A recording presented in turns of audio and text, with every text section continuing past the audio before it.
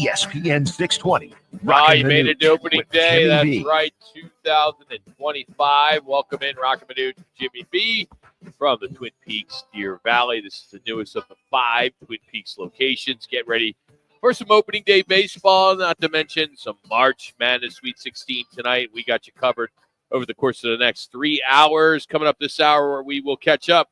A lot going on at the University of Arizona. We're going to catch up with their color analyst, Ryan Hansen. We'll get a national perspective a little bit later with Casey Jacobson. Got to talk some D-backs with Jody Jackson. And then Dennis Gardak going to the Saints. We'll talk to Howard Balzer on that. So a lot going on, but we are here at Twin Peaks, Deer Valley, one of our favorite places to go, as we are coming off a night where the Suns got absolutely destroyed.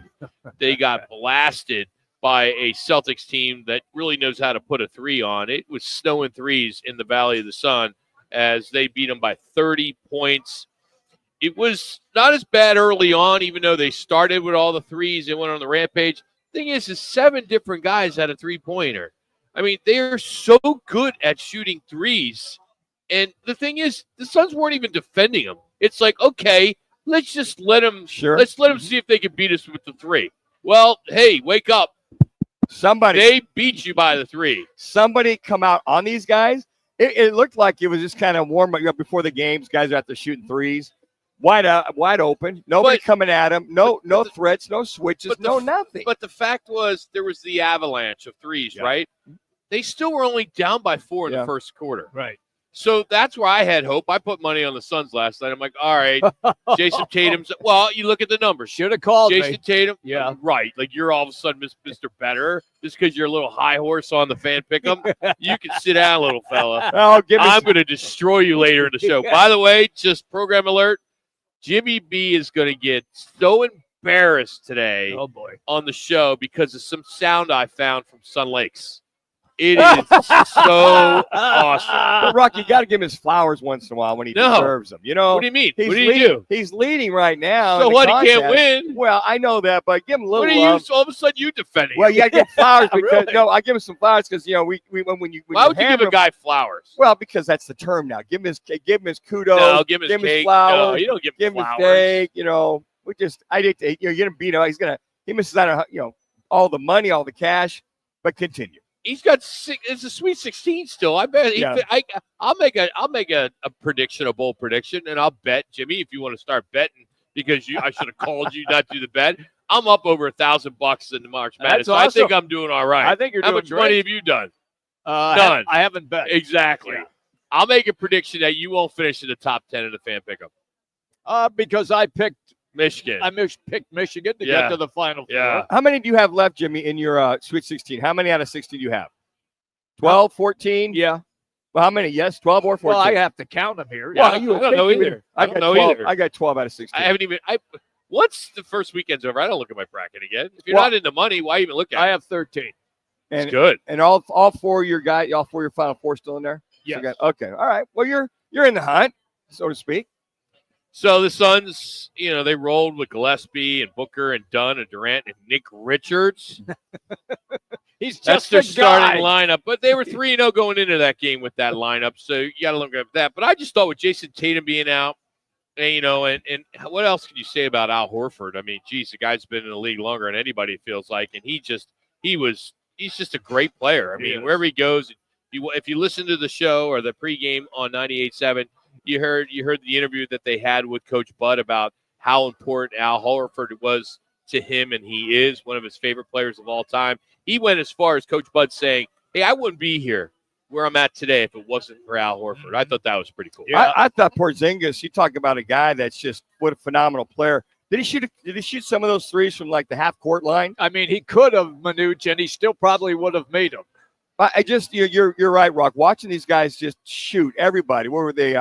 42%, 52 threes, hitting 22 of 52. But it was like shooting practice. So I was at the game last night. Yeah. And I gotta you already told us. intrude and say one thing that not a lot of people know on TV. David Fitzdale, after the second quarter, he came in. Bud was talking to the other assistants. ripping the starting five, which you don't see a lot in the NBA. And I feel like David Fitzdale is like a guy that no one talks about because he's an assistant. But he's coach. been a head coach. He's been around here for a couple years with multiple head coaches. But that to me was like, okay, like this guy's going to come in and really yell at his players. Didn't work, but I found it pretty cool in the NBA seeing a guy do that. It actually backfired if you look at it, because in the first period, they were down by 4. And then at half, they were down by 19, and then they lost by 30.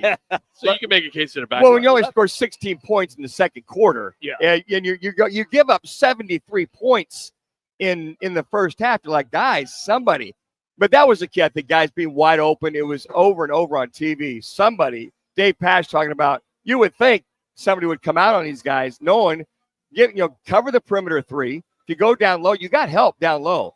They were so wide open, it's ridiculous. When the Celtics play, they will indeed repeat as NBA champions. They should. Unless there are injuries that will knock players out during the playoffs. They are so talented offensively, and guys who come off the bench can light it up as well. Yeah. And this is a team that is in a great groove right now, and that will carry them into the playoffs. Yeah, it'd be a disappointment to Boston fans if they don't win it. Yeah. They're just they're stacked. To them, it's so deep. Win it. But again, you can't give up 18 turnovers again to the world champs. They had 18, but you give up 20, 23, 24 points on top of all the threes. So that Achilles heel for the Suns to try to win 5 in a row just is not going to bode well. I'm convinced that's just going to be their Achilles heel for the next 9 games and throughout the playoffs. Here's what happens when you play a team like the Celtics, because they are so good at tacking up 3-point shots. It forces you to try to match them. And so then you go like 3 for 20 from behind the line. And next thing you know, as Rock said, you're down by 30. Look, the Phoenix Suns are a good enough team to get into the play-in tournament, and that's it. If they get to the number 8 spot by winning the play-in tournament, they're going to get run out by OKC. That was a hard dose of reality. It was. Humble pie, whatever you want to call it, to say, well, here's the best, and then here's the rest of the team that's just 3 trying minutes. to make 3 minutes. But I agree with you, Jimmy. It's like the Suns got anxious and just started hoisting threes versus you saw Coach Bud on the sideline, and Jackson, I don't know if you saw this. He's like, you can see him going, run the offense, run the offense. They didn't. They you just see him started circling, jacking shots up. And I think that's why he called that one timeout midway through the second quarter when Boston started to pull away. All right, so local news today when it comes to, it's amazing how big Pat McAfee is in regards to how big his platform is. It's an actual blowtorch. It is the mothership of sports talk television. For him to have LeBron James on yesterday and get an hour with him, they were able to repurpose that. Almost every talking head was able to repurpose the LeBron because he got LeBron to open up. You can throw out F-bombs. You can be who you are. Just be who you are. And and then all of a sudden he makes an announcement today. Local kid here in Arizona, this Pete kid from Gilbert Perry, who could have went to ASU, Baylor, Houston, or Texas. He elects to go to the Arizona Wildcats. And he does it on national television on the Pat McAfee show. I mean, this is absolutely gigantic how big that is. And whoever's their booker is, you need to I'll track them, him down. because they have the track best him down. bookers or let's hire him away from the Pat McAfee show, because to be able to book him to do this big announcement. Minute and a half. He's a top 10 senior. He was on Team USA. I can go on and on about his awards, but now you look at Arizona. If they get by Duke tonight, and if they can get to the Final Four, looking ahead, they have him. They have Bryce James, LeBron James's kid, coming. They got this Dwayne Aristotle, I think is how you say. He's a top 40, and they also are in the mix for this Braylon Burries, who's a 5-star guard. 1 minute. He was uncommitted. So they are sitting really pretty for the University of Arizona, no matter what happens tonight. But if they do win, I bet they get the Burries kid. I got to tell you, he's one of the best I've seen come down the pike in Arizona in many years. I've never seen him play. Oh, he's phenomenal, Rock. You been to a game? I've watched him play on a lot of highlights, a lot of tapes. He goes right left. What kind of tape? Well, on the highlights on TV, they've had it, and they've had his games on TV. On the AIA has had those games. Like, what channel is that on? We were on 34. So they actually had highlights of him? No, the state title games when he won the state. Those games, watch him playing the state There are games. video clips online. A lot of video clips, See, and that then would make more sense. and then they had the It's state like, game. it's like all these talking heads that are former football analysts I like know, you. yeah. Oh, I watched the tape Yeah, last I night. know. No, but I've watched Shut him. up. I've watched him live too in the state So you've final been game. there. I'm not there in Oh, person. Watched okay. on TV. Yeah, they had the state final games, and Perry won the last 2 state titles. And watch that kid go up and down the court. Clear to wrap. Clear Right to wrap. hand, left hand, He played with a Size. broken hand. just the size. Was he in there as a sophomore? He played as a freshman. When you guys were doing the tournament, did you do a tournament game with him? No, I did not. You guys didn't do a tournament game? No. He's We, been we starting as a didn't have freshman. him. He was the next day. Yeah. Phenomenal player. I can't wait. I mean, I've seen I had to look him up, little highlight. I don't follow high school basketball here in the city in Phoenix, but wow, for him to get on the Pat McAfee show, I need to start watching That was more. a coup. That Hey, was a coming coup. up, our sounds from the locker room last night and LeBron James's game winner, the tip-in. That's all next as we continue on from Twin Peaks, Deer Valley. It's Roc, Manuch, Jimmy B, right here on ESPN 620.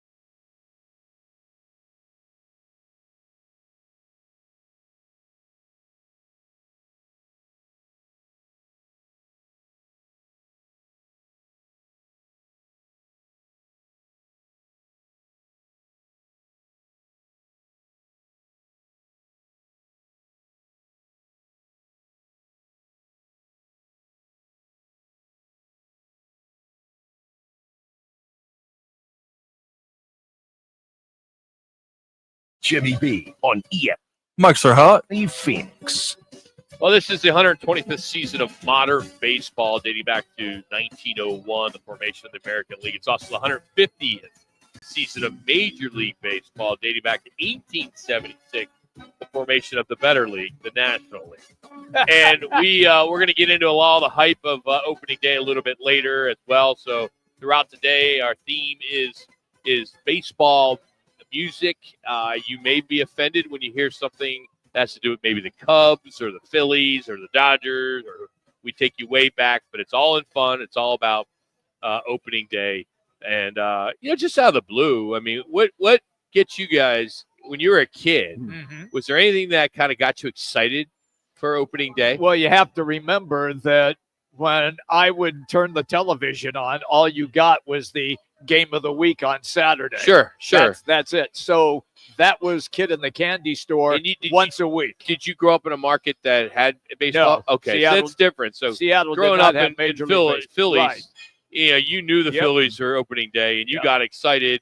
Everybody would wear the everybody would wear their Phillies hat, shirt as a kid to school. And I remember that the thing that hit me was, hey, getting a bag of big league chew. Yes, it's sticking it in there. Just get a glob and put it in there, thinking you got a big dip in your hand. Even though I've never dipped before. But either. How about you, Manuch? Growing up here, we with the Phoenix Giants, actually AAA team, but it was for being a St. Louis Cardinal fan. We didn't have ESPN, so you had to wait opening day, knowing that Bob Gibson was on the mound opening day. Yeah. And you had to wait till the news to see the scores, and you couldn't wait. So then you would get to the paper the next day. How did Cepeda do it at first base, or your guys? And you go through, but you couldn't wait to get home, but you had to wait till the 10 o'clock news to catch. Damn, because there was no TV. But you're right. Saturday, that first week of Major League Baseball, you couldn't wait to see whomever. This is why Manuch is a pro. He knew I was going to segue into our State 48 Roofing It's Your Call question of the day, because he threw out Bob Gibson as an opening day starter. Of these four Hall of Famers, who would you choose to be your opening day pitcher? I would have changed the question and said, out of these four Hall of Famers, who would you want to see in person on opening day? So they kind of both play same thing. Yeah, same difference. Pedro Martinez, I don't even know why you put him back. Randy Johnson, Nolan Ryan, or Greg Maddux? Clearly Nolan Ryan. It's Nolan Ryan. Nolan Ryan. No question. Yeah. And as far as I was debating between Randy and Nolan. Yeah. Just, guys clocking 100 every time. All right, just but the dominance. You mean for your pick? Yeah, for my pick. I thought maybe who the other two would be. No, but I think if you look at modern era, you look at Pedro Martinez, one of the greatest pitchers. You look at Greg Maddux, he's one of the leading winners of all time. Now, he wasn't real sexy or flamboyant. He just won. And the one thing about Greg Maddux with this, if they go to the automated strike zone, remember Greg Maddux used to get that outside call like about 3 feet the corner or inside or whatever. But when I put this out there, I just said, there's a couple guys that are stars, and then these two are just like must see in person. And to watch Randy Johnson, which I did in opening day many years ago, was it 2002, 2003, phenomenal. I mean, just to sit there. Quick one, and then we'll get into our sounds from last night. You're going to hear from Coach Bud and Durant and Allen. But true, can't make this up. Not even going to embellish like Manuch does when he tells stories. I saw in person, maybe 20 rows up, Nolan Ryan versus Steve Carlton. Oh, now that's great. And I caught a foul ball in that game by Dale Murphy. I've told you that story. Wow. In my dumbass, I don't remember how old I was. I think it was 19. I don't remember what year it was. So I catch this ball, and the dumb idiot I am, I decided to write on there Dale Murphy and the date. And I still have the baseball to this day. This is before I was going to get into sports, right? I didn't know what I was going to do. Right. Yeah. And sure enough, I still have it. And we've had Dale on the phone or on the phone. We had him on a show one time, and I told him this story because I think he was living in Wyoming or Colorado, and he's like, "Just send me the ball, I'll sign it." But I already ruined it, So he was really cordial. It's right there with my Pete Rose, my Barry Bonds, my Mike Schmidt. There you go. And then there's Dale Murphy with me signing him. See, dumbass. You had that pro team in your city. And for us growing up here, didn't have that. we would try to make, when the Giants started playing, we try to get over there for like their first week. Sure. Because we had AAA baseball, and you had guys coming through, all the stars that would go to San Francisco. And the thing that I'll never forget, which we always look forward to, was the last week of spring training. The Dodgers would be in Vero Beach. They'd come out to Phoenix Muni, and they'd take the Giants were training out here. They'd do like a 2-game series before the regular series. Place was jam-packed at Phoenix Muni. It was the actual Dodgers and Giants. That was the only chance we had, unless you go to Chavez Ravine or San Fran, to see the actual Dodgers and Giants play each other before the regular season started. All right, let's get to the sounds. Here's Coach Bud from last night on what went wrong. You know, we double teamed the ball some. Probably were not sharp enough in our rotations. They moved it. You know, they were aggressive. I thought, you know, even just off of offensive rebounds, which we know they do, in transition. Horford, you know, the 2 makes he made, I feel like we're both in transition, just, you know, getting back. And, you know, I think they just got such a willingness to let it fly. But certainly we put 2 on 5 minutes. and they made us pay. And so, you know, we got to be better. That cracks me up. That, well, we couldn't follow the ball. Well, no, you couldn't follow the ball because you didn't even go out by the 3-point line. You stood back 3 to 4 feet and let them jack their shots. Coach, look, I get you're covering for your team. That's what coaches do. I understand it perfectly, but it failed miserably trying to defend around the 3-point line. But let's just, you know, there are multiple teams this year that have had the same thing happen to them. Oh, I agree. Celtics are just that good. No, they're that good. Yeah. Yes, but they didn't guard anybody. Here's Kevin Durant. Sometimes a team is just better than you. Yeah. I mean, they make the first 7 threes of the game. I mean, that kind of started to show what type of team they can be. They had us scrambling. They had us chasing them all night. You got mismatches in Porzingis, so if you switch and you got a small guy on him, you're going to have to show him some type of attention. Then boom, swing, drive, kick, 3. You know what I'm saying? That's just great ball by them. We're trying to, like I always say, we got good intentions trying to come to the game, but sometimes the team just beats your scheme. Team just shoot over you. Team could just be bigger than you and win the game, no matter how hard you play or how much chemistry you got or what streak you on. Sometimes the team's just better than you. You know, He's absolutely right. to your point, Jax, earlier, you being there at the game, see how much bigger the Celtics are than the Suns. As he mentioned, just shooting over guys or attention to detail. We got to pay more attention to Porzingis. It was like a lot of, you know, guys basically with the basic standard comments. We basically just 3 minutes. 3 minutes. What happened? But the attention to detail, just to your point, Jimmy, earlier. Okay, guys, at some point, get out there. And he also alluded to they got caught up in those first 7 threes instead of running their game, running their offense through everything. And that's exactly what happened to them. And then they tried to play catch up, and it got worse and worse and worse. Look, we know what Porzingis can do. Yeah. And people who have not seen that dude play, he is a terrific outside shooter. Plus, he can post you and dunk on you as well. And he is 7'3". They had no answer for him. All right, one more. Grayson Allen saying the Celtics. That's what they do. They create. I'm sorry. Go ahead. Go ahead, Connor. That's what they do. They create open threes. Like they're great at it. They play 4 or 5 shooters at a time and multiple guys that can drive, kick, take advantage of mismatches. So they put a lot of pressure on you and 2 minutes. live with something in the paint, and that's where they get good looks. Not only that, they had 11 offensive rebounds. You get those long rebounds. Where, again, the offensive rebounding by the opposing team. Then they get what they get. They got 3 misses and then 3 shots in a row, back to back. The Suns are nothing more than a play-in tournament team. That's it. I think that was very clear last night. So hopefully, you know, they can at least get there because, you know, they got them down at least to it'll give Sacramento. us something to talk about. We hope. All right, the play of the night, though, was LeBron James. He tipped in the game-winning layup as time expired as the Lakers were on a losing streak. Beat the Pacers. It was a good game. It went back and forth quite a bit. He only had 13 points on the night. However, 13 rebounds and 7 assists, and they do snap that losing streak, as I mentioned. But, you know, he didn't connect on a field goal until the fourth quarter. Right. One of the worst first halves he's ever had in his career. Here's how that all went down, thanks to ESPN. And it's rebounded by Luka. LeBron leaked out. They didn't see him. Here he is down court. Luka with 2 for the win. Tipped up and in. Will count. LeBron James at the buzzer. So let me just say this about what Rock commented. He didn't 30 even seconds. have a field 30 goal seconds. until the fourth quarter. He went off, however, in the fourth quarter.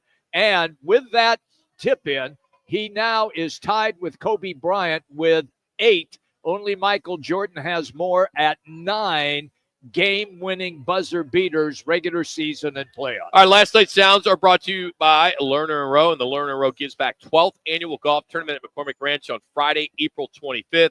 This tournament has raised over $1 million each of the last 2 years. They are hoping to hit it again this year. So special shout-outs to this year's presenting sponsors. Clear for Collision toss. Chiropractic, Pro Performance, Stamp Medical, and ChiroFit, and Collision Experts. So if you want to play or donate, head to LernerandRoweGivesBack.com. Coming up, we're going to go to the great state of Jersey and catch up with the University of Arizona radio analyst Ryan Hansen to talk about tonight's Cats-Duke game in the Sweet 16. But first, here's Jackson with Twin Peaks ESPN 620 update. This is Roc and Manuch with Jimmy B.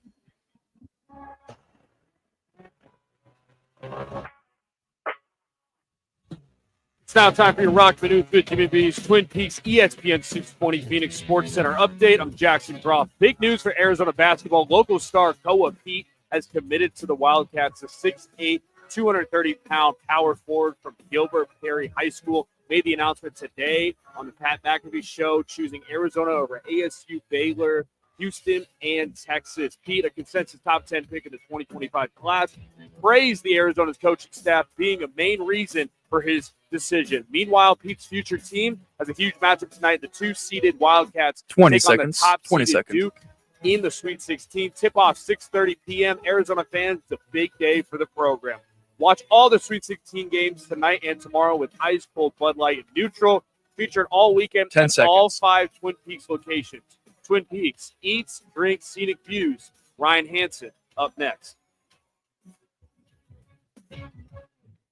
Tired of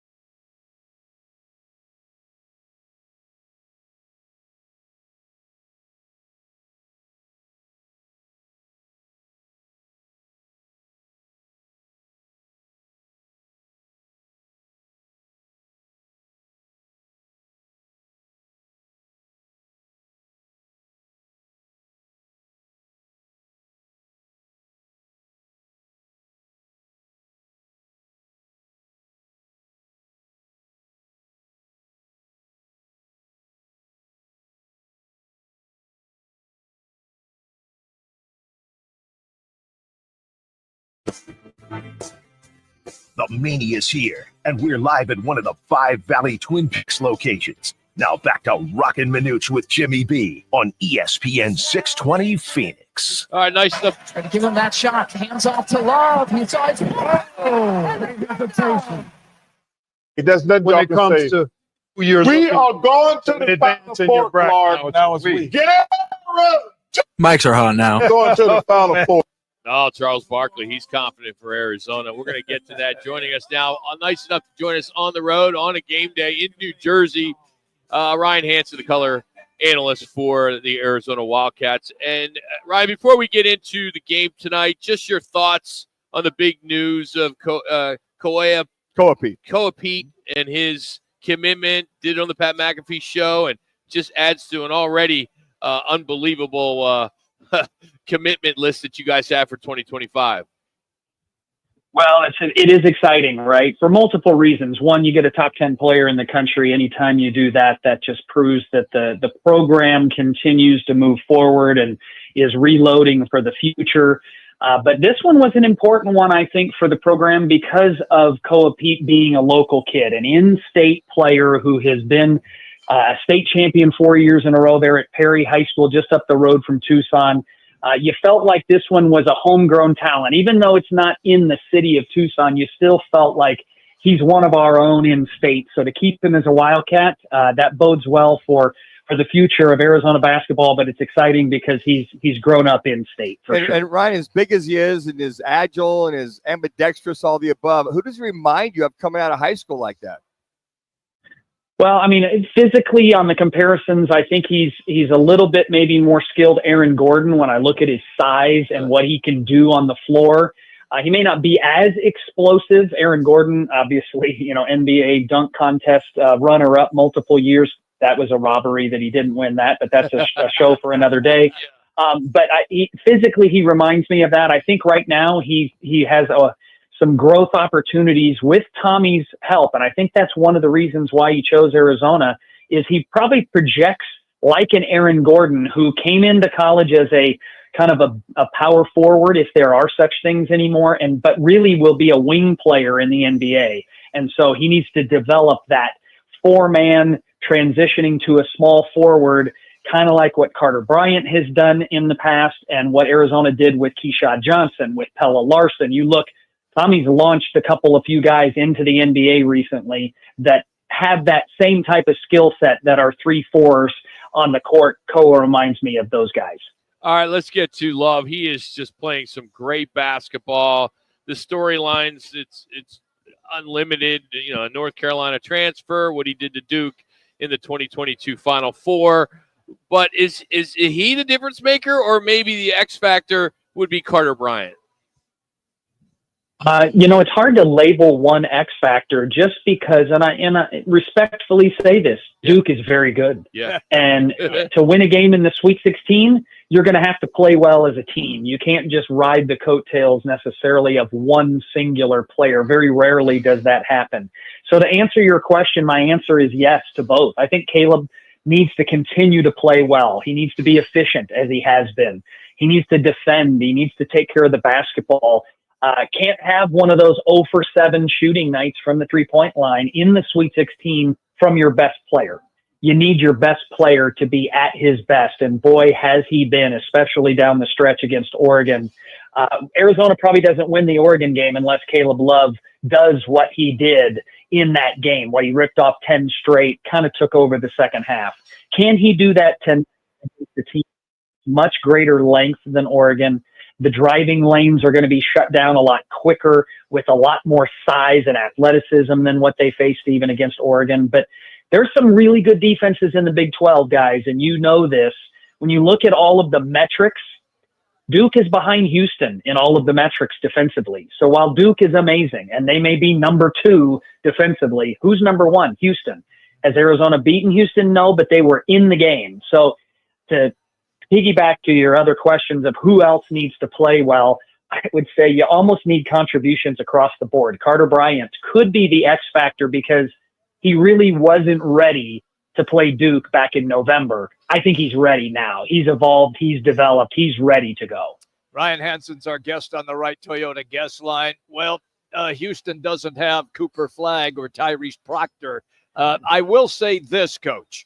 With the way that you have set this game up, and I believe Arizona does have a chance to pull the upset, but you talked about their length and how active they are defensively. For me, I would like to see some guys try to take the ball to the basket and try to create contact and see if you can get some of those Duke players in some foul trouble, especially in the first half. Am I all wet on this, or are they going to go in a different direction? No, outstanding analysis as always, Jimmy. When you look at what could be some advantages for Arizona, you have strong guards, Jaden Bradley, KJ Lewis, athletic, strong, can finish at the rim. They do need to create opportunities for Arizona getting downhill on ball screen action or just straight line drives or even in transition. But in addition to that, the Wildcats have two players in the post who really were non-factors back in November, who have become really good post players in Tobe Awaka and Henry Vesar. Those two guys need to show out tonight. They cannot get out rebounded. They cannot wilt under the size of Duke. They're going to have to make their presence felt and 4 minutes, carve out some space with his big body and get Malawach in some foul trouble. Maybe even get Cooper Flagg, trying to go for a block, and Henry Vesar at 7 feet can pump fake and finish and draw that contact, something we've seen Arizona do consistently in the modern era. This goes back to Lute Olson days. Get to the free throw line, and the season percentages, not how they've shot in the tournament thus far, but the season percentages at the free throw line are staggering. Arizona this year, coming into the NCAA tournament, if the season had ended, would have finished with the second best free throw percentage in the history of the Arizona basketball program. So they're shooting it at an all-time clip. So the free throw line, Jimmy, could be a big help to Arizona's chances tonight. You look at this, Ryan, you talk about Caleb Love leading the score, but you had 5 guys in double figures. And then to your point about crashing the boards, it looked like a concerted effort versus Oregon. But the thing that stands out, which watching the game, was the 13 offensive rebounds, the putback points, if you will. How important is that going to be in this tonight's game? Very important. And at the press conference yesterday, John Shire was asked what are some of the keys, and he rattled off 3 or 4 of them, and one of them was the glass. Some big concerns about Arizona's ability to hit the glass. Duke dominated the glass in the first game, and they've recognized that it is a strength for Arizona, not just defensively controlling the glass and getting out and running, because that's the trigger. A secure defensive rebound is the trigger to Arizona's fast break. On the offensive end, they are able to really hit the glass hard and get those second chance points. If you're not shooting it great, you can create new opportunities. I think the glass is a very important factor. And one personnel question that could be a feather in Duke's cap is Malik Brown, one of their best post defenders. He had 7 rebounds against Arizona in the first game. He could, if he's playing, he has not played the last couple of games due to injury. That gives Duke more weapons in their arsenal to defend Arizona on the glass. All right, Ryan, last one. This is Rock. Since you're on payroll with Jimmy B, he gave me this question to ask you. I'm hoping that I'll get some props for it. But with a 9:39 local tip, what has Coach Lloyd been doing? How long have you guys been there? When are they doing practices? Things like that. That's a great question. The team stayed the night in Seattle after beating Oregon and flew to Newark directly on Monday. So we did not go home to Tucson. So the Wildcat travel party, team, me, some of the coaches and all the coaches and some of their families, we left Tucson a week ago Wednesday for Seattle and have not returned back. So is that going to be a help because you didn't have that multiple flight and back-to-back days? Is it a hindrance? 1 minute. At the beautiful Newark area where I'm in the shadows of the MetLife football stadium. Nice. In beautiful New Jersey. We've been here since Monday evening. That's a long time until Thursday late, as you're saying. But they have definitely filled their time. They've gone out to dinners. The team bonds quite a bit. This is a film-heavy coaching staff. There's a lot of film work. They love teaching. So there's a lot of coaching opportunities in the hotel to watch film of us, obviously watch film of Duke. They've taken some practices. They just finished their shoot around over at the arena at the Prudential Center in downtown Newark.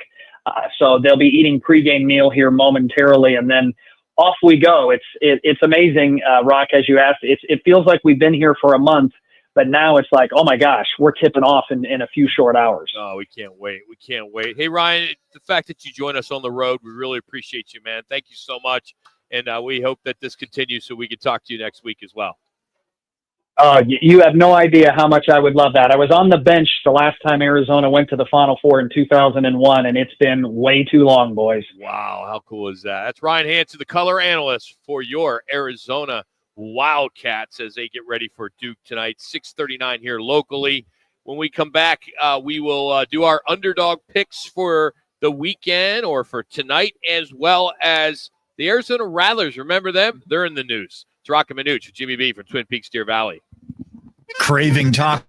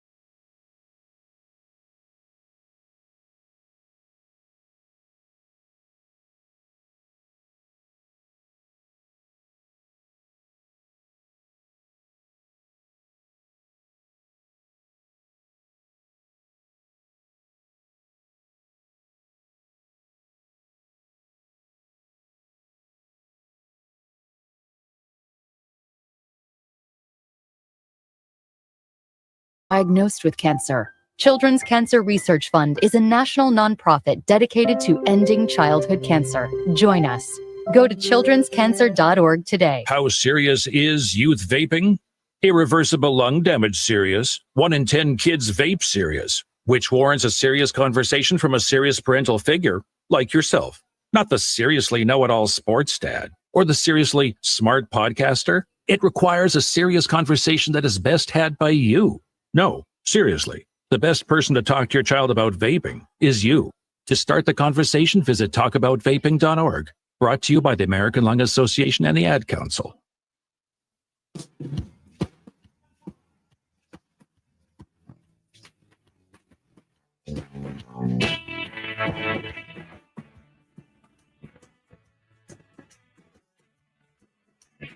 Let's drop some putts and talk some golf, courtesy of a Putting World in Scottsdale, an elevated 18-hole golf experience with a chef-driven restaurant called Bar 19 that offers birdies, bites, and All right, making Mike's hot. sink it. Putting World. That's right. The Texas Children's Houston Open teed off this morning. We've got two leaders at the top with Alejandro Taste and Ryan Garand. 5 under apiece, followed by Minwoo Lee, Minnie Nestor, and Sam Ryder, all tied at 4 under, and Victor Perez. Jake Knapp, 2 under, as well as Ryan Fox, Harry Hall. No Scotty Scheffler at the top of the leaderboard. Is that a concern, Jimmy B? It doesn't bother me because he doesn't care about this tournament. No. He's prepping for what's coming up at Augusta. I don't care.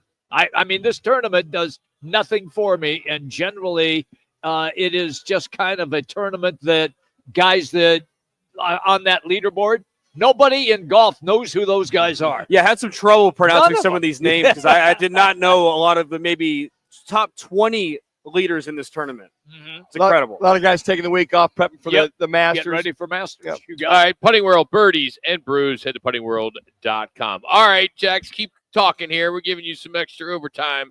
Let's get to our underdog picks. How did we do last week, Jax? Yeah, we had a good week of 4-1. You guys had a good week. All right. Rock had Drake plus 6.5 against Missouri. Manuch had Arkansas plus 5.5 against Kansas. Drake plus 6.5, Missouri, Jimmy B, and Connor also copied. So you guys kind of copied each other. I went out of the limb with Utah State plus 5.5, but it's okay. I'll take the L. But another week and a lot of good records that we have, a lot of positives. Besides, I think Rock and Jimmy B are both at 12 and 13. All right, we'll look to this week. I'll start number 6 BYU versus number 2 Alabama minus 5.5. I am on the BYU bandwagon. I really like Kevin Young, of course, the former Suns assistant, and he's running an NBA-style offense, ranks in the top 10 in just about all the categories, and they had some impressive road wins this year with Arizona and Iowa State. I think this game is going to I'm taking the total or the high in this one is 175. The over/under is 175, so I think I'm going to run at that, but I do like BYU, so I'm going to go with BYU. I'm going to go 10th-seeded Arkansas again. I'm going to stay with the Razorbacks plus 5.5 versus 3rd-seeded Texas Tech. Calipari, outstanding job of coaching. I thought it outcoached Bill Self in that KU game, but they came on. They came out at the end of the game as far as their rebounding, but I'm going to stay there. I'm going to say plus 5.5 Arkansas as my dog. I am taking Michigan, and the reason is because I have them in winning this game in my bracket. And in order to stay in first place with the Weekapaw Casino and Resort, I've got to make sure that Michigan wins this. I'm getting 9.5 versus Auburn. It's a lot of points. I just think Auburn's going to struggle to defend against those two big 7-footers, Wolf and Golden, and I expect this game to be close, but I think Michigan wins it outright. Ooh, Jax. Michigan outright. I'm going to go the 4th different underdog. We've got 3 different. Give me Kentucky plus 5.5 against Tennessee. I know it's tough to beat a team 3 times, but this Kentucky team with Lamont Butler is just different. They've got multiple scorers, Kobe Beret. I like Tennessee. I think they've been playing well recently, specifically defensively, but just the inconsistencies of shooting, I don't trust it. Give me Kentucky to win, but cover 5.5. Connor? I'm going down to Indiana there. I'm taking Purdue plus the 8.5. They got Houston tomorrow. I think for a long time I was counting Purdue out, but I'm just starting to go ahead with the bandwagon. This is a team that's playing pretty good basketball. Moving on from Zach Edey, they're starting to get hot here into the tournament. I'm rolling with Purdue to cover the 8.5 versus Houston. All right, here is who Purdue has beaten. They've beaten High Point, and they've beaten McNeese State. That's it. Now they're going to play against one of the best teams. I don't like that at all. How have they played down the stretch? And they lose to Michigan State, Indiana. They went through a little run and they got beat. No, yeah. I'm talking end of the season. Yes, regular season. Yeah, that is so, right. Anyway, we'll see. That's why we do underdog picks. You never know. All right, real quick on this day, I think many of us, if you were around, which most of us were, maybe Jackson Connor not, 1989, Sports Illustrated published a story about Cincinnati Reds manager Pete Rose's gambling activities. He was eventually agreed to a lifetime ban, if you remember. But that, I can still see that cover of SI. Because back then, there was no internet, you waited weekly for sport, Inside Sport, Baseball Digest, Football Digest, and the big one, SI, Sports Illustrated. And when you see Pete Rose on the cover, wow. Well, you got him. Say it ain't so. I mean, it's like, what? Well, wait a second. You read this thing and you go, no, this can't be true. And you look at that, all the investigation. I mean, they investigate him a long time before they came out with this. Another one, this one, you may not know this. This could be one you can use around the water cooler. Magic Johnson returned to the Lakers as a head coach, led them to 16 games where he was 5-11 in the 93-94 season. And he quit. So he was awful. I think a lot of people would know that he was the head coach. Yeah. So who did he fill in for the interim basis? No, it wasn't. No, He they just- hired him as the head coach. on this day. Yeah. And They wow. hired him as the head coach For the last 16 games. Yeah, who last do you 16. replace? Who's he replaced? Who was the interim? He was the interim, Jimmy. That's what I'm saying. Yeah, Jax will find it. Let's go to the next one. Looking right now. 2017, the announcement that the Oakland Raiders are moving to Las Vegas. How about that? And it's good. I mean, I hate to see teams move all the time, especially the Oakland Raiders. But that Coliseum was a dump. It was. I've been there many times to call games What a dump. and go to their games. It was terrible. All right, let's get to football at 50. We all love the draft, but Front Office Sports is reporting that Fox, ESPN, and 5 minutes. Google are the media companies that are bidding for the broadcast rights starting next year for the draft, which I think is Pittsburgh's next year. And it's been televised on ESPN since 1980, and then it's been televised on the NFL Network. So now they're talking maybe a backup, and it could be Fox is in the lead right now because of Tom Brady, but it would be streaming. It would be a streaming deal, which everything's streaming now. But Netflix was rumored to be involved in this, and then they backed out the last minute.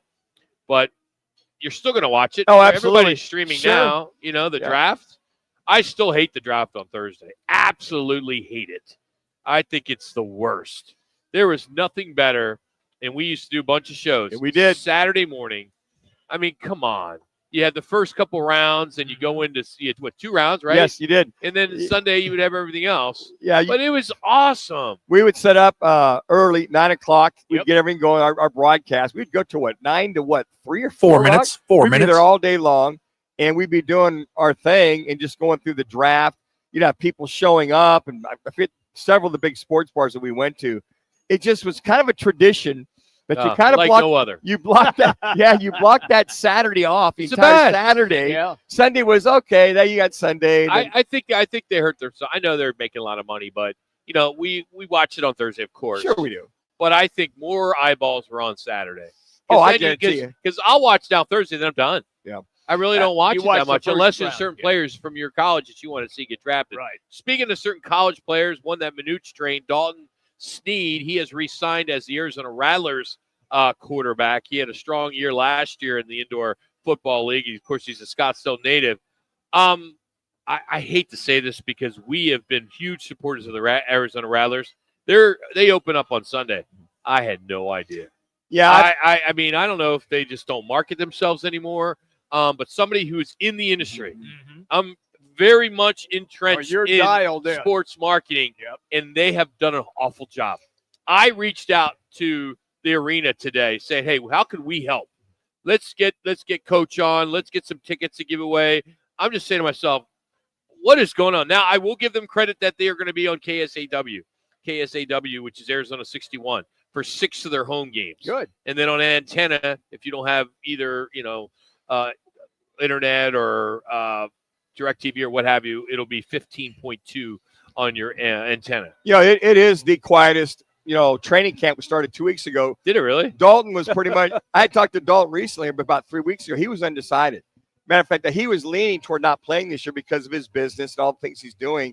And then something must have happened because I haven't 2 talked to him minutes. in over 2 2 minutes. weeks this last week for him to all of a sudden come back. They brought back I believe the Powell kid who had been part of that team last year, got let go. Dalton came in. So there must be a need for either there's an injury. I'll track down Dalton tonight, see exactly what happened and get his idea. But you're right, Rock. It's one of the first years that the Rattlers, as far as playing this weekend, I had no idea. Awesome. idea. So I just literally got an email back from Desert Diamond Arena. Oh, good. They said, appreciate you reaching out. Oh, that's nice. Let's do Minute and a half. Yeah, Minute and a I half. think that's awesome. Hey, Oh, I'll give you 2 names: Randy Funn and Bill Burtka. That's it. You guys are looking at me like, who? Those were the coaches of the Los Angeles Lakers who got axed when Magic took over for So those. maybe they were new players. on I Rattlers. I never heard of those I guys. know that was the whole idea. Wow. Hey, Thank you, football at Jax. 50 is brought to you by the Ultimate Hoops final party at Tempe Twin Peaks on Monday, April 7th. 1 minute. Join us 1 minute. as we'll broadcast from 1 to 4, and then we'll get it all started at 5 o'clock. We got a lot of stuff we're giving away. Big screen TVs. 25 people are going to roll the jumbo dice for $25,000. This is Twin Peaks in Tempe, thanks to our friends at Bud Light and Neutral. Twin Peaks Eats, Drinks, and Scenic Views. We're going to head out to Chase and talk to Jody Jackson. It's opening day, of course, for the Diamondbacks. What are the expectations? What is their identity for the 2025 season? And then we'll get back into some college hoops with Casey Jacobson. It's all coming up as we continue from the Twin Peaks Deer Valley. It's Roc and Manuch. Jimmy.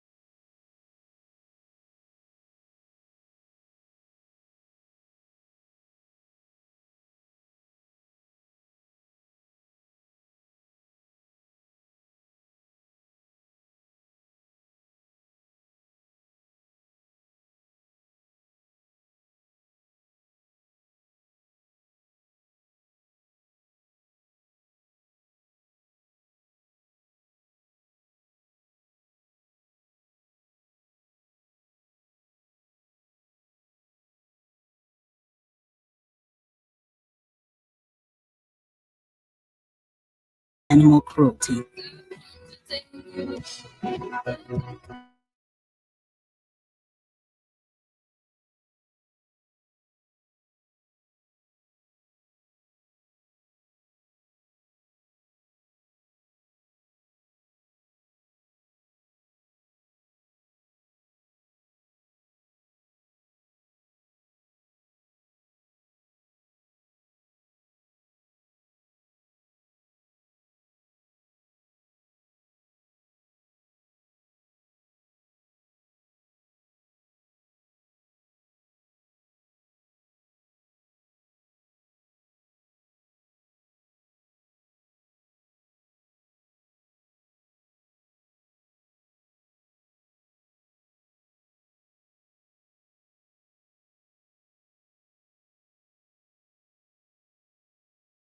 Fluid Paramount Plus on Good.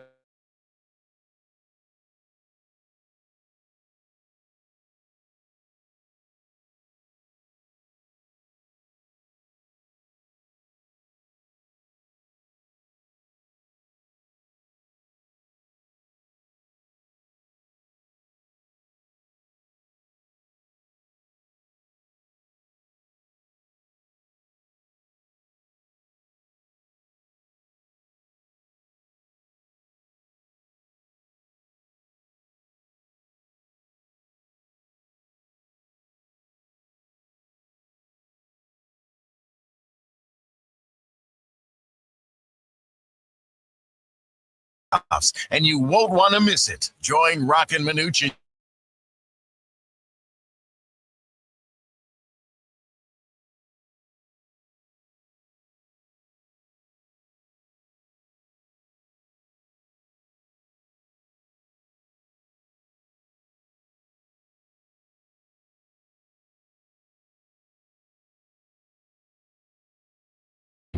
Arizona's home for the worldwide leader in sports is ESPN 620.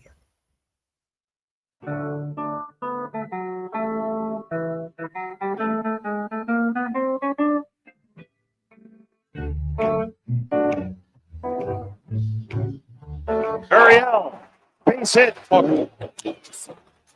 Drives it deep to center. Doyle's in pursuit. He's not going to get it in here. Marte is home. Corbin's home. Year. That one wants to get down in front of Doyle. Here he comes. He can't get it. Here comes Lourdes. Walker's in at third. And it's 6-1. Diamondbacks so far tonight, 4 for 4 with runners in scoring position and make it 5 for 5.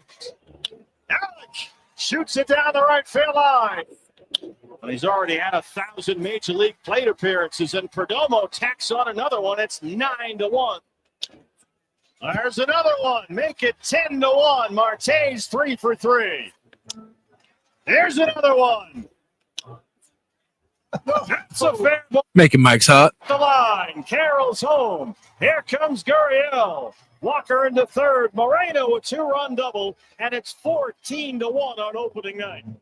How great would it be to start off the 2025 season like they did last year when they scored 14 runs in the third inning of their 16-1 win over the Colorado Rockies? What a first impression last year. Jody Jackson was there, and she probably remembers it like it was yesterday. How great was that? 14 runs in the third inning. Everybody got excited for the D-backs last year. Yeah, it was weird, guys, because, you're kind of just expecting, I guess like a normal game on opening day, and then it became like a big party. You sort of don't have to, anytime you don't have to worry there at the end, and you're kind of like, okay, it just becomes less stressful, I guess. But, yeah, it was wild. And so here we are, maybe it was something to come where we knew, you could see the run scoring ability, but, you wouldn't have really thought it when a couple guys were slumping in April and May. But, yeah, that first night was crazy. Jody Jackson joining us here on ESPN 620, of course, MLB host for the Diamondbacks. You've been to all of them. How's this year different than years past for you? Well, this is an interesting year, and I think it really bodes well for the D-backs in that, you come off 23, and, so I would say 2017, they had a very good team. I was here in 07 and 11 teams that went to the playoffs, but 17 great teams. 23 was that surprising team, and last year they had that drive to try to repeat. It's just the injuries caught up with them, and I think that, anytime you come off a World Series run and you have everyone playing that extra month under really high pressure, and it's not really all that surprising. And so now this year, they still won more games, but now this year they're even that much more hungry. And now they have the hunger, but they're also more healthy, more rested and ready to go. So, that's a great combination. So for me, it's a year that's really exciting. It's one of the most exciting years, maybe the most, maybe the highest expectations, because we really didn't have them in 23, at least not to go to the World Series. Last year, it's going to be tough to get back, and now they're really high. The expectations are really high, especially when you add a Corbin Burns to the mix, and so I'm looking forward to it. I can't wait. I can't wait to see what happens tonight, and then that's the beauty of baseball, though. You have to go 161 more to figure it out. So. Jordan, how exciting can you be is when you talked about that outstanding staff? You look at maybe one of the better rotations in all of Major League Baseball. They're one of the leading hitting teams, scoring runs, didn't make a lot of errors. Problem was they gave up a lot of runs and did not succeed the expectations. Is that been kind of the mantra to kind of temper the enthusiasm here in spring training and just work it one day at a time instead of getting caught up in all the former accolades? Yeah, exactly. You don't know. Last year they scored the most runs in the league, but then they have this really high ERA, and you try to figure that out with a team that was supposed to be built on pitching. Well, then you see, okay, well, it was a lot of injuries. It was a bullpen that kind of was in flux all year. I guess you could say right out of the gate you didn't have Seawald, and yet I wouldn't even say that the back end of it was the biggest issue. It was more the middle innings sometimes where games got away, where you feel like this year they've retooled that middle part of the bullpen. And yes, some of the names are the same, like a Bryce Jarvis. You've got Mantiply you can use in multiple places now. And I just think, you can't ever take it for granted, what you do one year to the next. But I think they have enough of the core back that did good things. 89 wins. The crazy part is, guys, I think they're going to need to win about 90 or more even to get in with this crazy National League. There's so many good teams in the National League. But I think Mike Hazen's done a great job. Christian Walker leaves, but you get Josh Naylor. You add an ace to your staff. you do everything but add technically a closer, but you have closer candidates on your squad. So I think they feel good about it. Jody Jackson's our guest on the Right Toyota guest line. Jody, you talked a little bit about the bullpen. For the life of me, you were there the entire spring training. I don't know why people get their panties all in a bunch because Torey Lovello didn't come out and name a closer immediately. It's going to be by committee for maybe the first month, and then you can make that determination. Here's a two-part question. A, does it matter to you if he has a closer in the first part of the month or not? And B, what is the status of Kevin Ginkel? Because I thought before his injury that he was pitching very well and would have had a chance to be that closer. Yeah, for sure. He would have had with the shoulder injury. But, Torey said that, I haven't talked to Kevin personally, but Torey said that it looks like it's going to be the minimum. So maybe like 2 weeks and he'll be back. So that's great news. But, look, I think Puck and Martinez are both great options.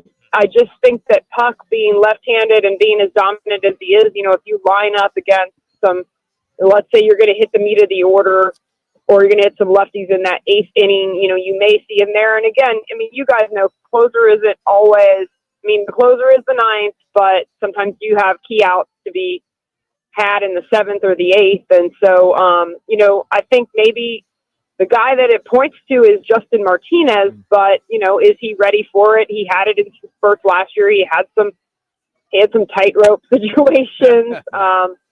But, let's face it, no matter who you've got there, even the closer per se, when Seawald came back, he had bumps and bruises a little bit. And most closers, them are not as dominant as was at the end of 23 or, I could name a handful of guys that are elite and really don't go through the ups and downs. Class A for the Guardians, and so we'll see what emerges, but they have guys that they feel like they can get those key outs in the ninth inning. Jody, in the whole Corbin Burns scenario, if you will, 3 minutes. Zach Gallen, opening starter. He's been here, done that. For Burns not to be the guy's second rotation, I don't mind him starting him against the Yankees on the road. But what exactly did Torey Lovello say that maybe you can, interpret what he said about the whole Corbin Burns situation? Yeah, I've heard from all parties. I've heard from Torey. I stood in front of Corbin Burns the other day, and it's kind of hard to fathom. I think, obviously, yeah, like you said, we moved on and he's going to start in New York, and there is maybe a silver lining, and he's going to face the other team. And then they'll move him up, and he won't miss. I think that's the key thing for fans to understand is I think we all, including myself, kind of freaked out. Like, is he going to miss a start? Is he going to have, assuming he's healthy, is he still looking at 32 or 33 starts? And I think they're going to end up moving him up to a point where he will not, he will not miss a start. They'll make sure he gets through every turn by the end of the season, and he has as many starts as a Zach Gallen or 2 minutes. 2 minutes. That could be manipulated, but I think what happened was, and what it sounds like is that Burns was lined up to start on conceivably opening day, right? But he was really, his fifth day was Wednesday. So what I think where people don't understand it is he's ready. Like in the world of baseball, you go on every fifth day, or if you have an off day, going on that sixth day is not inconceivable. But once Zach Gallen was named the starter, what happened was then you're putting him, because he was already lined up to pitch on Wednesday yesterday, and now you're asking him to go 2 days, not just one extra day, but in fact 2 extra days. And I think that's where it got to be like, okay, this is out of my norm. I'm a very routine guy. And just no one's really talked about this, but a lot of pitchers are really routine, and 2 days is a lot. So I think we have the spotlight on Corbin Burns because he's the guy that we're talking about. But if it were a Merrill Kelly or if it were somebody else, I think they would have had similar reaction. Like they would have had to fix this on the front end like weeks ago. You know what I'm saying? So they didn't map it out. About a minute left. To map it out. And I'm guessing this is some combo of, Corbin Burns and the pitching coach, Brian Kaplan, were the ones that mapped it. And then the decision did change things. So it was kind of a perfect storm of some things that happened that you wouldn't expect it to equal Corbin Burns being the fifth guy. But that's what happened, if that makes any sense to you guys. It really does. But it's Good all right. try, Jody. It's opening day. No That's all funny. that counts, Jody. Jody, we'll be watching. Thanks for some time. We know you're driving to the park. Thanks for jumping on with us for a few minutes. Thanks, guys. Enjoy the day. It's Jody Jackson getting ready for opening day.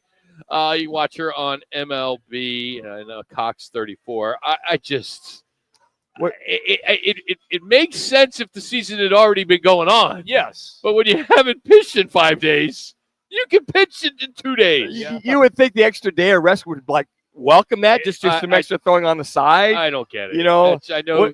He's like a kicker. I was just going to say, was Corbin Burns a kicker in high school or something like that? They're all goofy. They're all goofy. It is a Throwback Thursday. It is opening day. I'm going to take you back to some of the opening day top performances of all time. And Jimmy B's lady friends in Sun Lakes are in the news. I actually have some sound from Jimmy B's ladies from Sun Lakes. We're live from Twin Peaks, Deer Valley, right here on ESPN 620.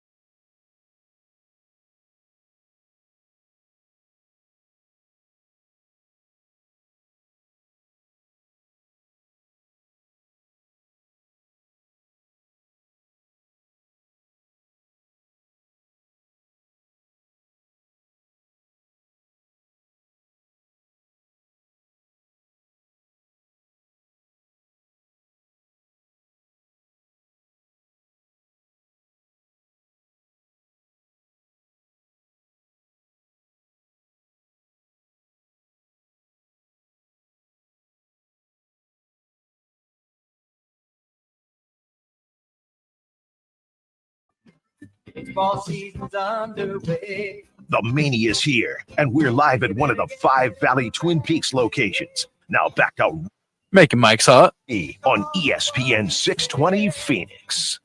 All right, opening day, one of the days that I always remembered Cincinnati Reds. They would always be the first game. Usually the day before. Usually like the day before. But why is it that they're not the first game today?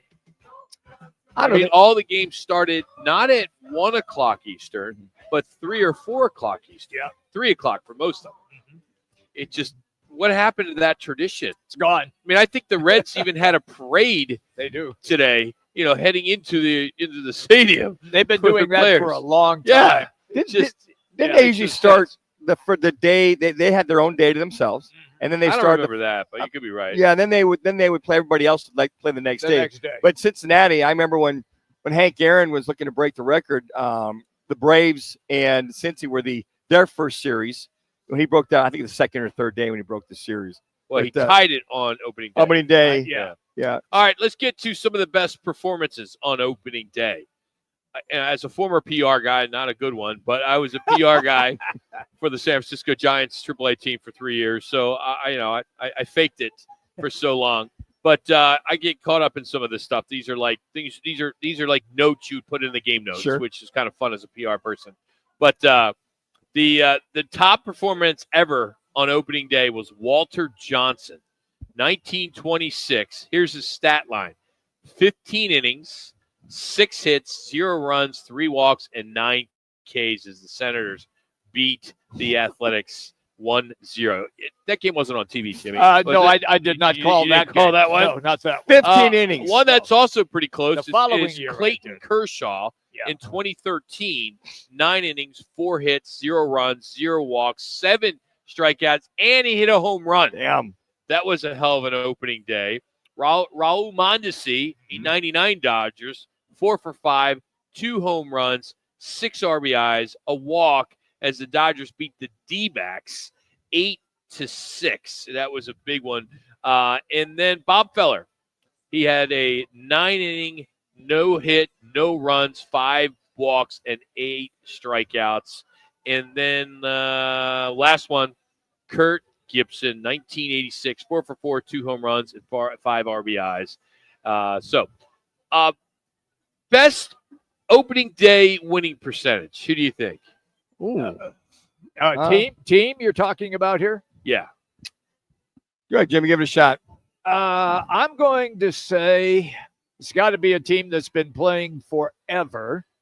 So They've been around since 1962. Oh, okay. That changes things then. I will go with winning percentage. Yes, winning percentage. Not wins. Yes, winning percentage. Opening day. I'm going to go Baltimore Orioles. Okay. Good guess. I'll go Houston Astros. Not a good guess. The Arizona Diamondbacks. They weren't around in 62. No, they weren't. Nice All right. job, Jack. So 62 was your clue. Yes. New York Mets. New York Mets. The amazing 65%. Yeah. Highest attended game was in 1993. 74,420 went to opening day between the Cleveland Indians and the Detroit Tigers.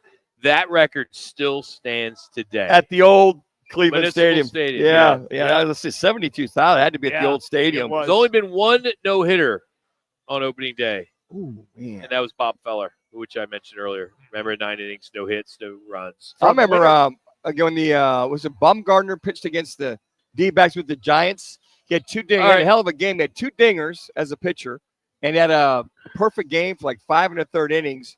And a hell of a game that game. Got a Twin Peaks dinner gift card on the line for you guys. All right. You can name one of these 3. Okay. Most home runs on opening day. There's 3 players. 1 player homered for 4 different teams on opening day. Wow. I'm going to go Ricky Henderson. Okay. So your guess? Bryce Young, didn't he get No. Because I know he had 3 or 4 on opening day several years ago. Most home runs on opening day. I'll just throw it out there. Mickey Mantle. No, Frank Robinson, Adam Dunn, and Ken Griffey Jr. Wow. Robinson Okay. is the one with 4 different teams. Oldest pitcher to start on opening day. I'll throw it out there. Satchel Paige. Okay. That's really good. That's How long did he play till? Oh, How he old was, was he? he was like 55. 47. He's older than that, I think. Remember, he came out of the Negro Leagues at like 45. Yeah. And he might have pitched, but I think he was like in his early 50s or late 40s, early 50s. Satchel Paige. Or the other one I would say would be Nolan Ryan. He was, That's the 40? answer. Yeah. Nolan Ryan, is? 46. Okay. But he did it with the Rangers. All right, most hits on opening day. Most hits? Oh, man. Once again, I'm going to reiterate Ricky Henderson. Oh, man. He had 31 most hits on opening day. That's pretty damn good. The only other guy I was going to think was like a Lou Switch Brock. hitter, by the way. That's your That's Ricky Henderson. Pete Rose. Yep, Pete Rose. Oh, wow. Jimmy B. Your guy. You were challenging me earlier. All right, most RBIs on opening day. You won't get it. It's Adam Dunn. Most opening day games played. Most opening day games played. It's a tough one. I'll say Carl Yastrzemski. Okay, not bad. I like that answer. Opening day games. It's got to be a guy that was in the league for a long time. Say hey. He played 24 years. Oh, that's Ricky Henderson. No, Pete Rose. Pete Rose. Wow. Pete's and on everything. And the record-setting career moment was Hank Aaron, 714. He entered the 74 season, had 713 career. He was one shy of Babe Ruth, and he did it. It just took one at bat, and bam, there it was. He tied it, and that was opening day. How about that? That's a great stat. Everybody in America had to be watching that game. I mean, on was. NBC, opening day was rare. By the way, you see that. How about our local station here, NBC here, Channel 12, going to be doing Diamondback games on Friday nights. Yeah, they are. So They're going to carry I did not see 6 that. or 7 games they'll be carrying on Friday nights. Way to go, Derek Hall. Yeah, Smart better baby. move. Yeah, get on regular TV. One thing that I 4 think minutes. they 4 do minutes. Service is if you have Cox and you have you watch Diamondbacks on Channel 34, they leave it dark all the time. Why wouldn't they just replay games? I agree. I would. It's sometimes they do, but just roll that thing. Just there's nothing else on. Just saying next live game is March 30th. Put it in a loop. I don't understand why they won't do it. It makes too much sense. And I get they would get some eyeballs because, hey, maybe you missed the game. I don't care. Like last night, I must have watched the Sports Center 5 straight times last night. You need a life. Well, my parents are visiting. I got stuck in my office. My routine's all screwed up. Yes, Mom and Dad, I love you. I know you're listening. But literally 5 times. I know. I saw the LeBron James tip 5 times. What do you guys think though when you look at this D-backs team? You heard Jody Jackson talk about, she's more excited than she's been in a long time. I think the expectations are so high for this team. Agree. Because the Suns are garbage. The the Arizona Cardinals had a bad year once again. Well, not a bad year. They had more wins. But what's the identity of this team? Well, I think a couple things. We talked about one of the leading run scorers last year.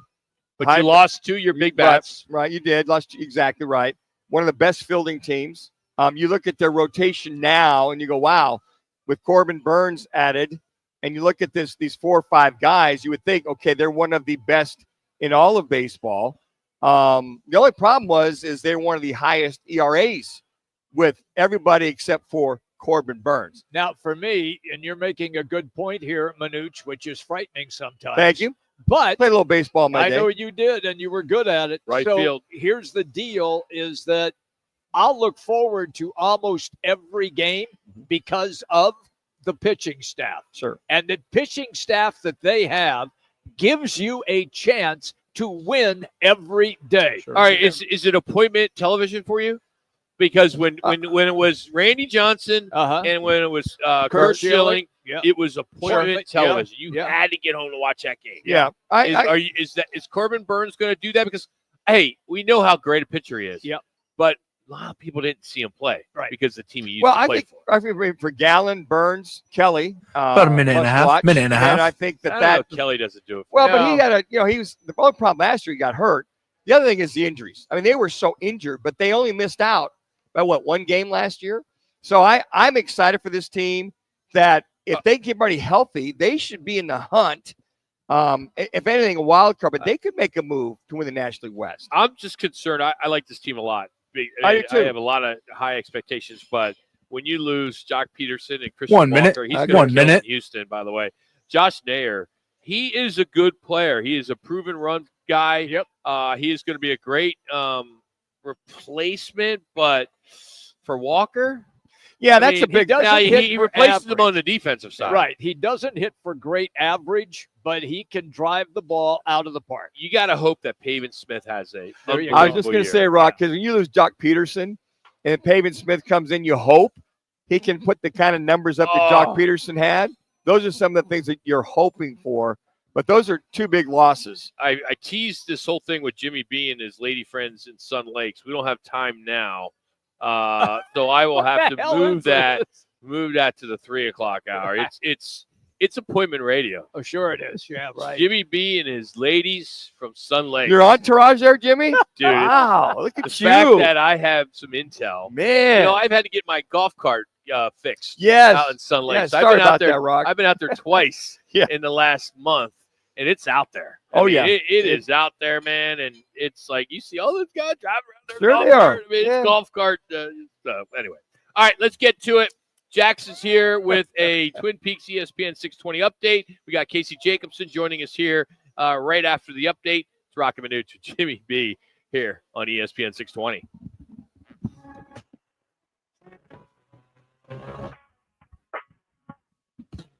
It's now time for your Roc and Manuch with Jimmy B's Twin Peaks ESPN 620 update. I'm Jackson Groff. Big news for Arizona basketball. Local 4-star power forward Koa Pete has committed to the Wildcats. The 6'8", 235-pound forward from Gilbert Perry High School made his announcement today on the Pat McAfee Show, choosing Arizona over Arizona State, Baylor, Houston, and Texas. Pete is a consensus top 10 prospect in the 2025 class. Praised 30 Arizona's seconds. coaching staff, saying Coach Tommy's a great coach, and they have great assistants over there for my development. They're a great program. And quote. Meanwhile, Pete's future team has a huge matchup tonight against the top-seeded Duke Blue Devils in the Sweet 16 tip-off at 6:39 15. p.m.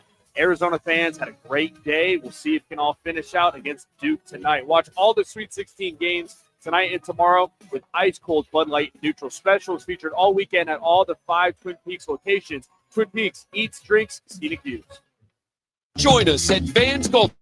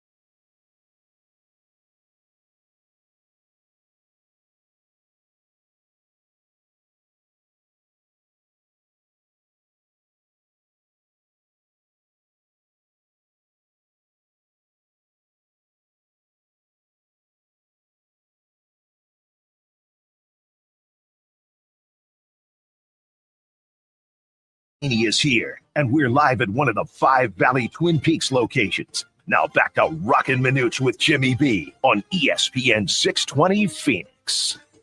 We have some versatility. We can go big and go small. And yet that too takes work that I have to do every night instead of being in Making Mike's hot here. the urinal or portal. So that too takes.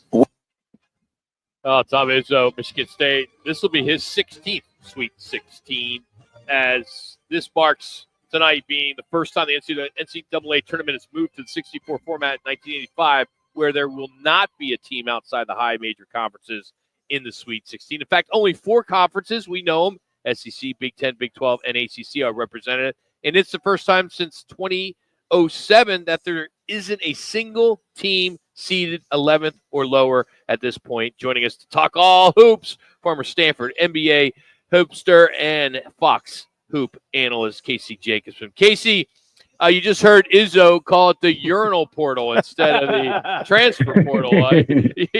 Pretty accurate? Oh, man. Yes and no. I guess it depends on who you ask. There are certain coaches, guys, who have really benefited a ton from the portal, being able to reload and have a competitive team. But the way that Tom Izzo has done it for so long is recruit, develop, and, play older guys. And, that's why you saw Jim Larinaga retire and Tony Bennett retire and Coach K and Jim Boeheim. They've all kind of been pushed out a little bit, or at least voluntarily said, you know what, this is a young man's game. And it is. The transfer portal is a young man's coaching tool. It's not, for the faint of heart, and it's not for guys who want to build long term. So I understand where Tom Izzo is coming from. I still, guys, I believe that you can do it either way. I don't think there's only one way to build a basketball program and successfully win games in the regular season and the NCAA tournament. I would just say that the transfer portal has given players more freedom, more power, but it's also given coaches a chance to really, instead of having to wait a long time to be successful, it's given them a chance to really, bounce back and put competitive teams on the floor. So it works both ways. Casey, the rich get richer, the poor get poorer, and as Rock alluded to, no mid-major in many, many years. And like football, we're hedging toward a super conference with football teams. Could we see that with basketball hedging toward that because they can outspend everybody? And then you got the rest of them, i.e. the mid-majors? I do. I absolutely see that. I can't comment on the football side of it, but certainly what football does trickles down and affects every other sport, including men's basketball. But yes, because what's happened, the transfer portal along with NIL, it's the combination of both. It's not one or the other. It's the combination of both has now, I think, really, really hurt mid-majors, because now you're going to develop a player at the mid-major level, and he's going to become a star, and you're not going to be allowed. You can't afford to keep him. It's just it's not, no question about it. Whereas 5 years ago, that player still had an option to transfer, okay, but he either had to sit out, but he wasn't being paid, or at least it wasn't above board. And so that player was like, you know what, I should probably stay here, continue to stay with my teammates and coach that believe in me, and maybe they can develop me. Like John Morant 6 years ago at Murray State would have been playing at Duke or Carolina or Kansas in his second year instead of going to Murray State and staying there for a couple seasons. That's just where we are now. So, but the question is, are we eventually going to something else? I believe, yes, we are going to something else. I can't clearly define what something else is, but I do think that the have-nots are looking at, like, how can we even compete? And the haves are like, why do we even need anybody else besides, these four major conferences? Why don't we just have our own tournament, and the little guys can have their own tournament, and we'll do it that way. I do believe it's only inevitable if we continue along this path. Casey, I'll give you something else right now. Here you have a team in the Maryland Terrapins, and their coach is quitting on them and taking the Villanova job.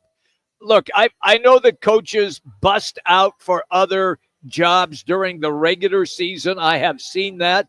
I was trying to reference back in my memory bank if it ever happened in a Sweet 16 game where Kevin Willard will leave Maryland to go to Villanova and his team is playing in the Sweet 16. I mean, I can't. It's a little bizarre, the situation. However, we do want transparency, right? We want people to be honest. We don't want people to lie to our faces. So if that's the case, then we might not like the answers that come from these coaches or these players or these school presidents, what have you. So, yeah, it is a little bit awkward. Kevin Willard talking and constantly being asked, by the way.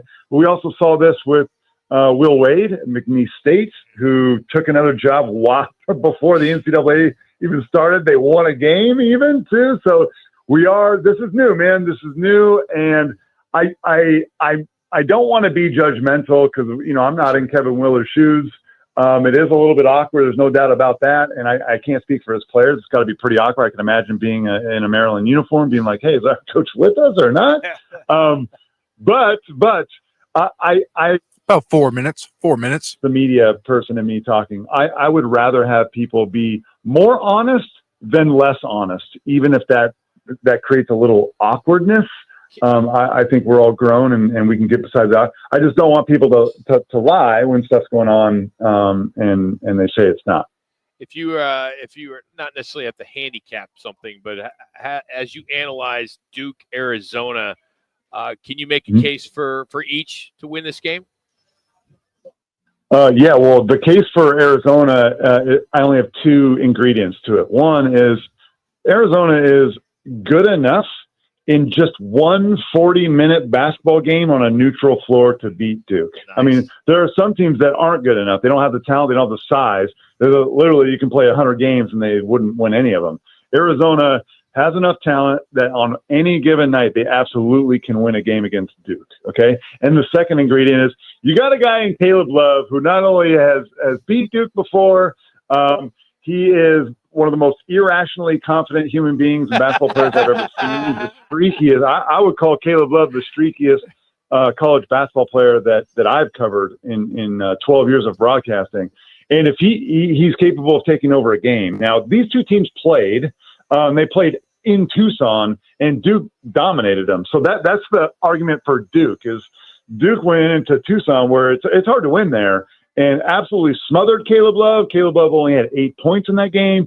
Cooper Flagg did whatever he wanted in that game. He had 24 points, 7 rebounds, 3 blocks, right? So, and that was it was way back in November when Duke was still trying to figure things out. Duke has gotten better. They've gotten stronger, it seems, playing with each other. So that's the case for a Duke side. 2 minutes. 2 minutes. I guess no. They're playing the best. I think Duke's playing the best basketball of any team out there. However, I just would say we have never seen a national champion ever with their 2 leading scorers as freshmen. It's never happened. So if Duke is going to cut down nets in San Antonio, they will do something that has never been done before. Casey, can BYU shoot themselves the championship? Or are they on house money about right now? Oh, no, man. Come on. BYU. So, do you guys know Bart Torvik, the website, Torvik, barttorvik.com? It's another analytics website. It's kind of like KenPom. If you go on Bart Torvik and filter out all the teams in the country from, I believe, February 1st until today, do you know where BYU ranks as like a performing basketball team? They rank 4th in the country. Wow. Okay, wow. This is not like some weird. About a minute left. 1 minute. I can't believe they're here. VCU, George Mason. I know we're not in the Final Four, just in the Sweet 16, but what I'm saying is, like, BYU absolutely belongs here, and they absolutely can win a game. They got a good inside presence with Kava Keita, who can protect the rim and rebound. Richie Saunders is balling, man. That guy plays so hard and can score in so many different ways. Yegor Demons, their freshman point guard, who is an elite passer. You want him to be more consistent shooting the ball, but he's an elite passer.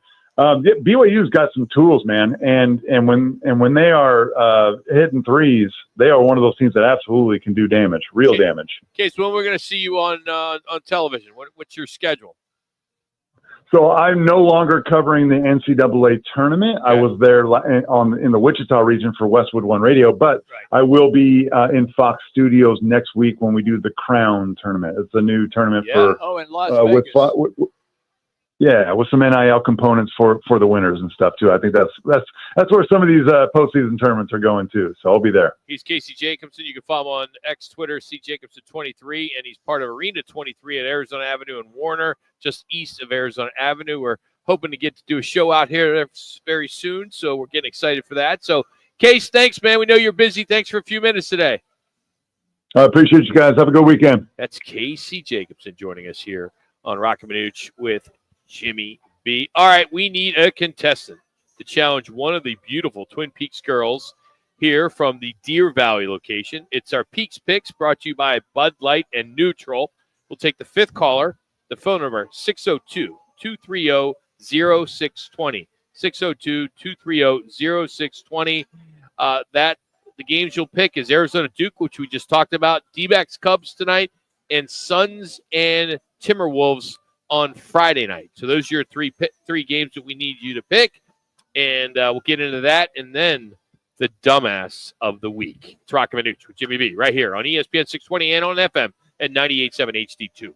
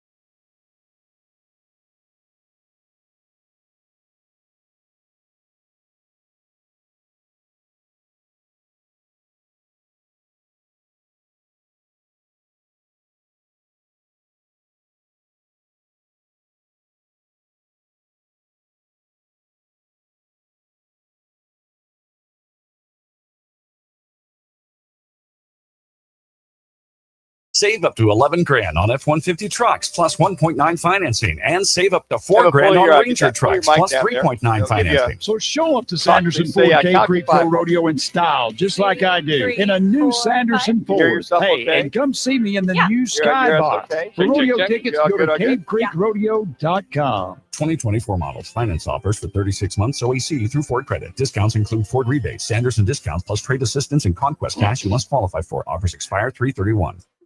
Are you ready? It's your weekly What's your chance name, to Connor? challenge one of the beautiful girls. Let's do Jack from Deer Valley. Peaks girls are the essential ingredient to the perfect lodge experience. Each week, our girl next door Twin Peaks contestant takes on an ESPN 620 listener. Making Mike's hot for you. Get the most picks right. Win a $25 man card for one of the 5 Valley Twin Peaks locations: Scottsdale, Phoenix, Glendale, Tempe, and Deer Valley. Now, time for Peaks Picks.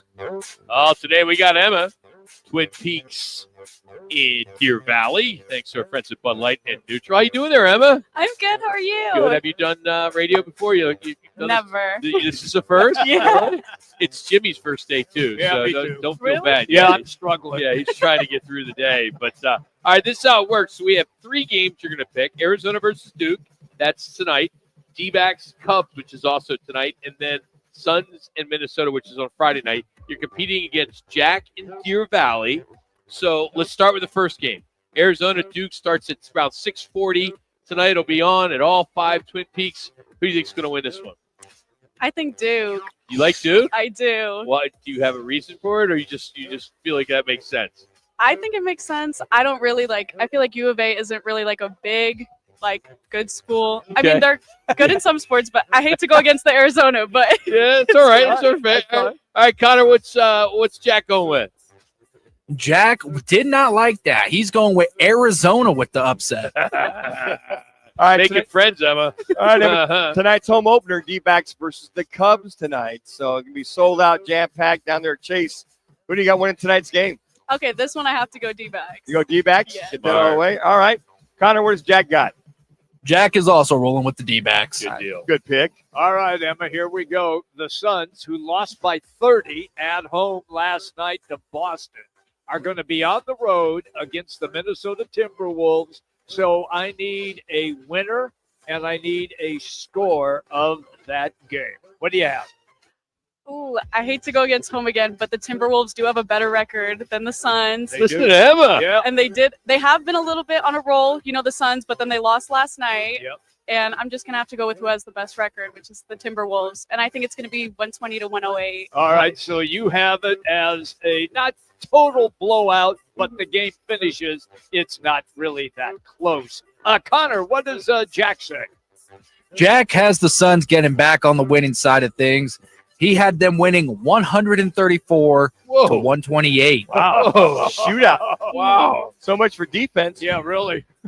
Good stuff. All right, Jack, good luck to you. And let's talk to Emma real quick. So, Emma, it's happy hour starts at 3 o'clock. First of all, how long have you been working at Twin Peaks? I've been here for 9 months. So, it's just 9 months. You having fun? You like working here? I love working here. You know, good crowd. Are the March Madness people been friendly? Yeah, compared to the football people, they're definitely a lot more tame. Really? They're more tame? Yeah, They're more tame. That's Really? great. The finesse crowd. Oh, that's great. The football people are crazy. So tell us the happy hour specials. So the happy hour today is going to be our 22-ounce Blue Moon, and then it's going to be the Shop Tower Station, and then we also have Coors Light.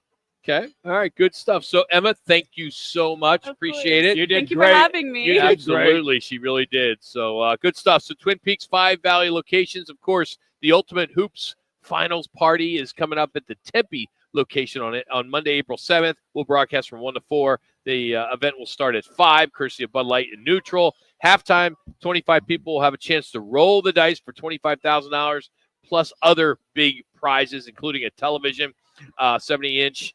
And it's going to be a lot of fun, so we hope you'll see you there. Twin Peaks Eats, Drinks, and Scenic Views. All right.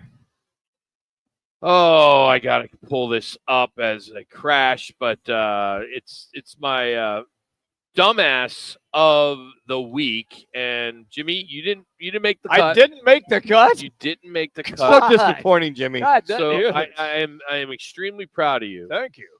This one, I think Manuch will relate to a little bit more.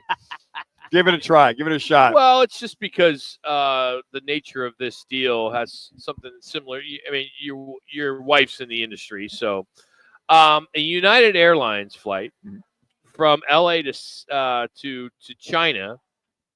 Well, you're nodding your head. You know the story? I know the story. Had to turn around. Yeah. Over to Pacific on Saturday because the pilot forgot his passport. How does they that did happen? a U-turn? How does that happen? An hour and 45 minutes and headed to San Francisco. They had to swap out the crew, and then they ended up back in China like 6 hours later. Where's the check, double check?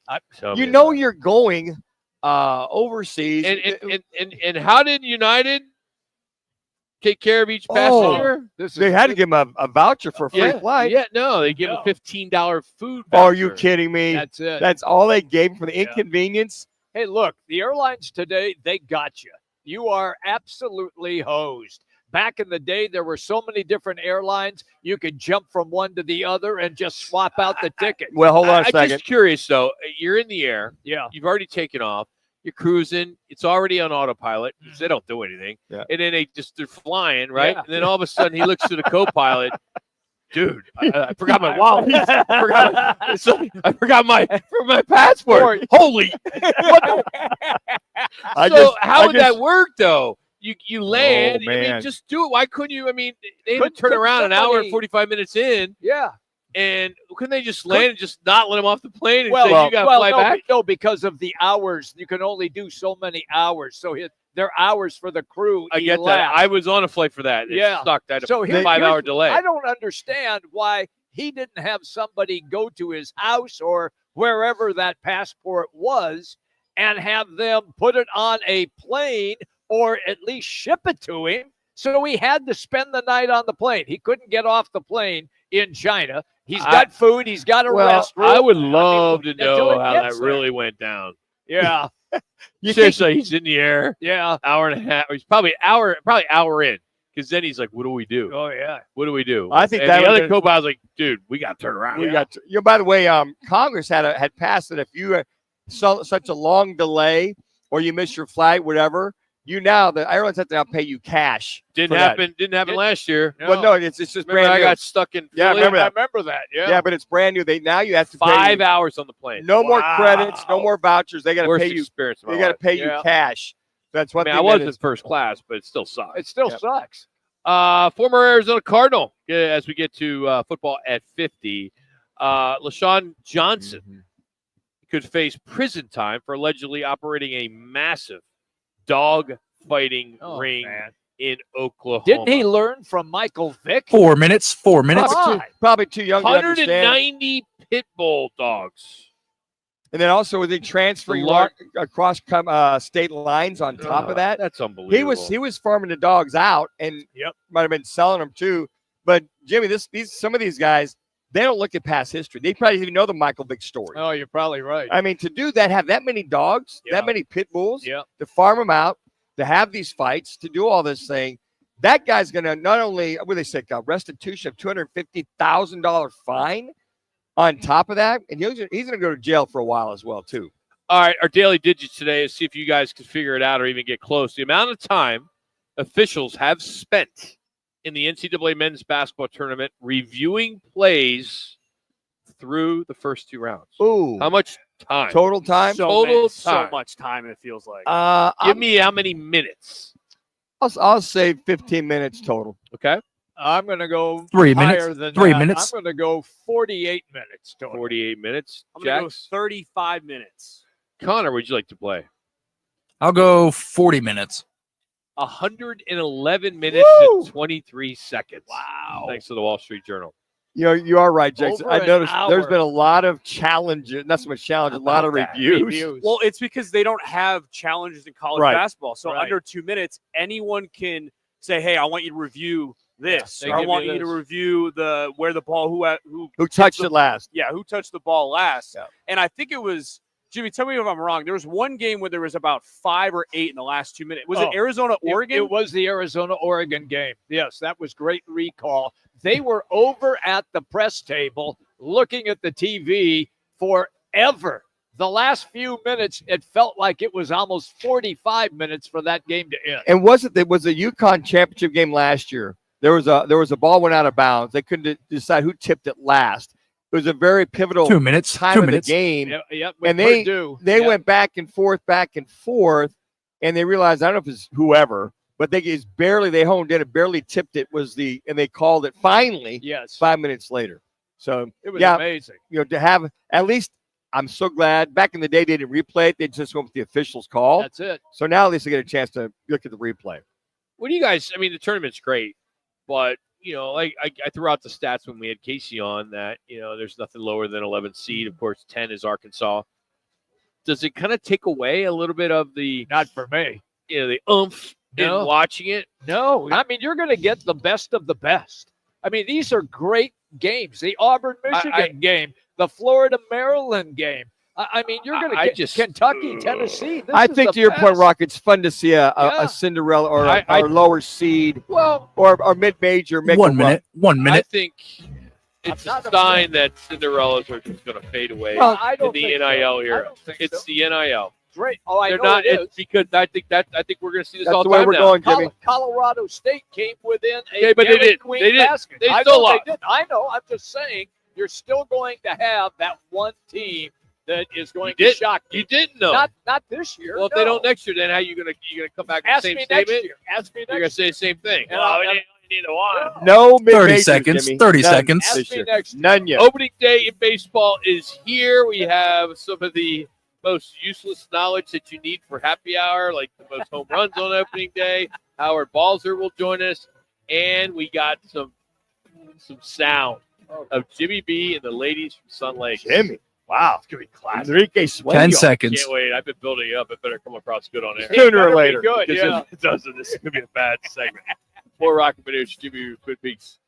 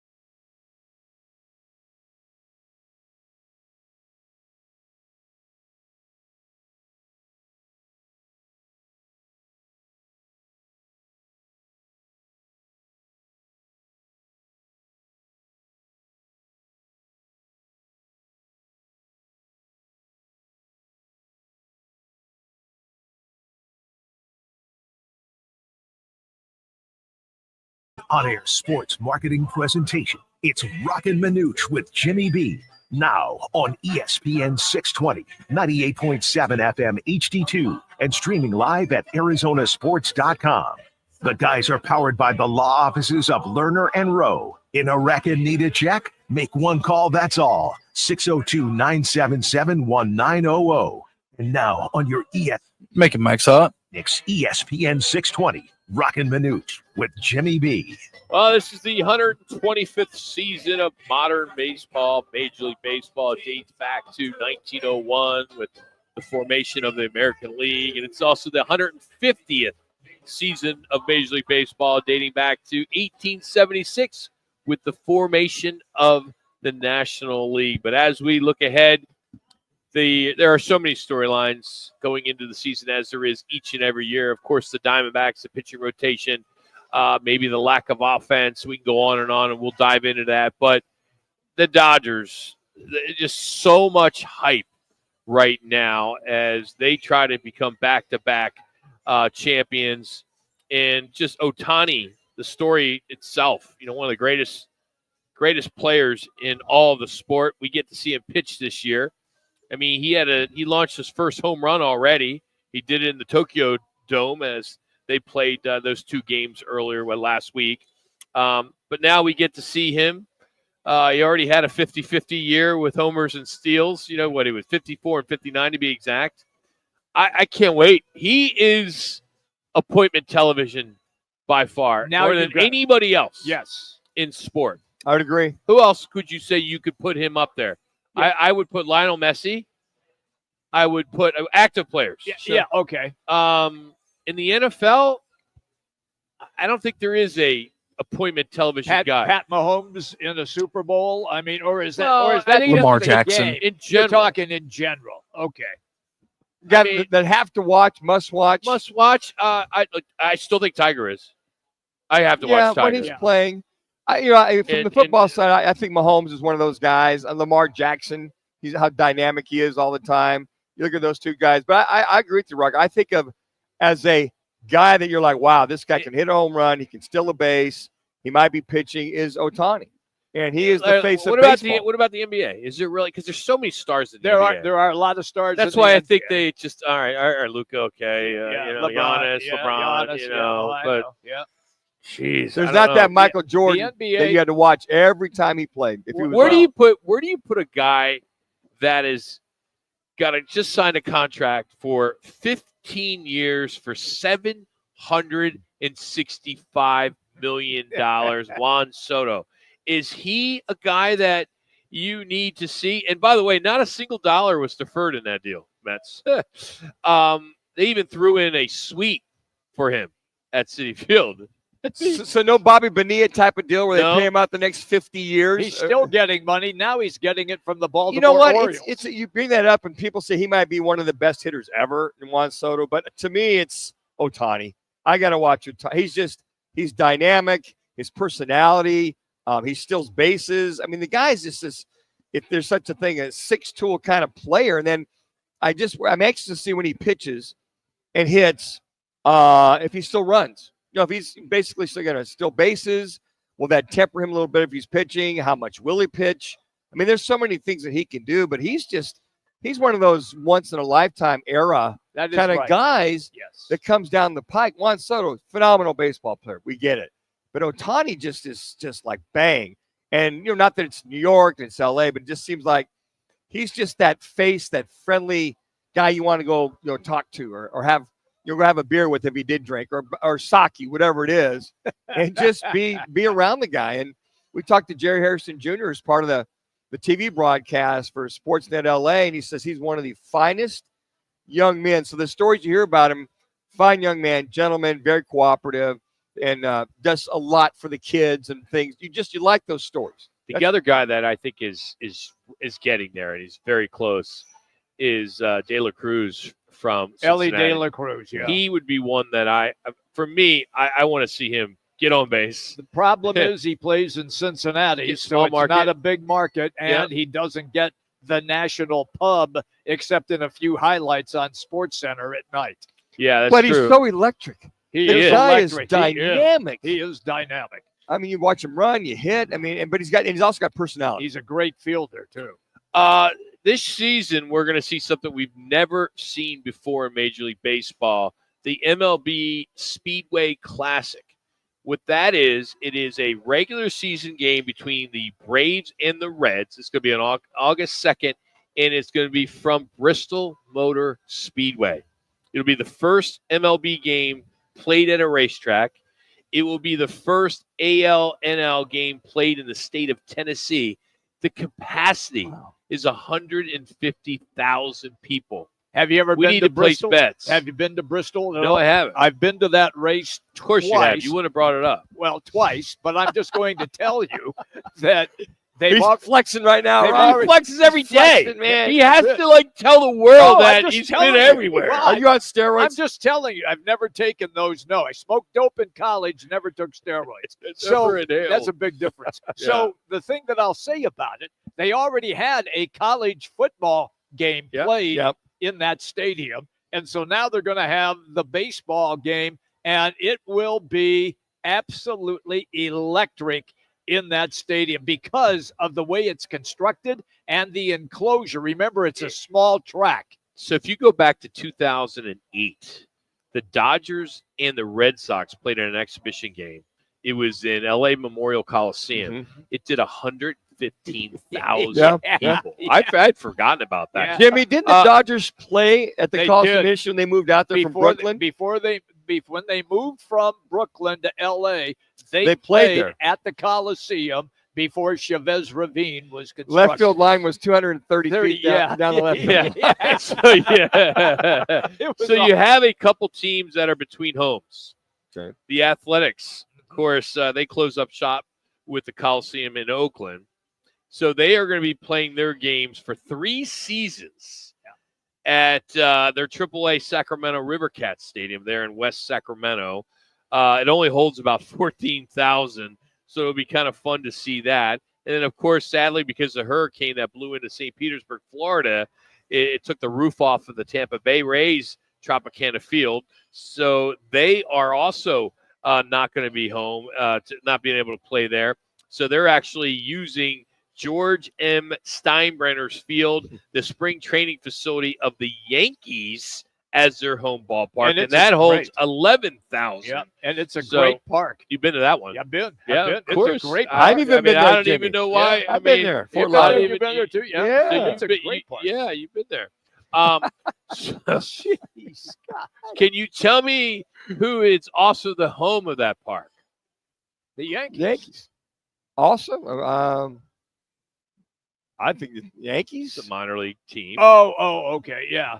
Okay, I don't know who they Single are. A Tampa Tarpons.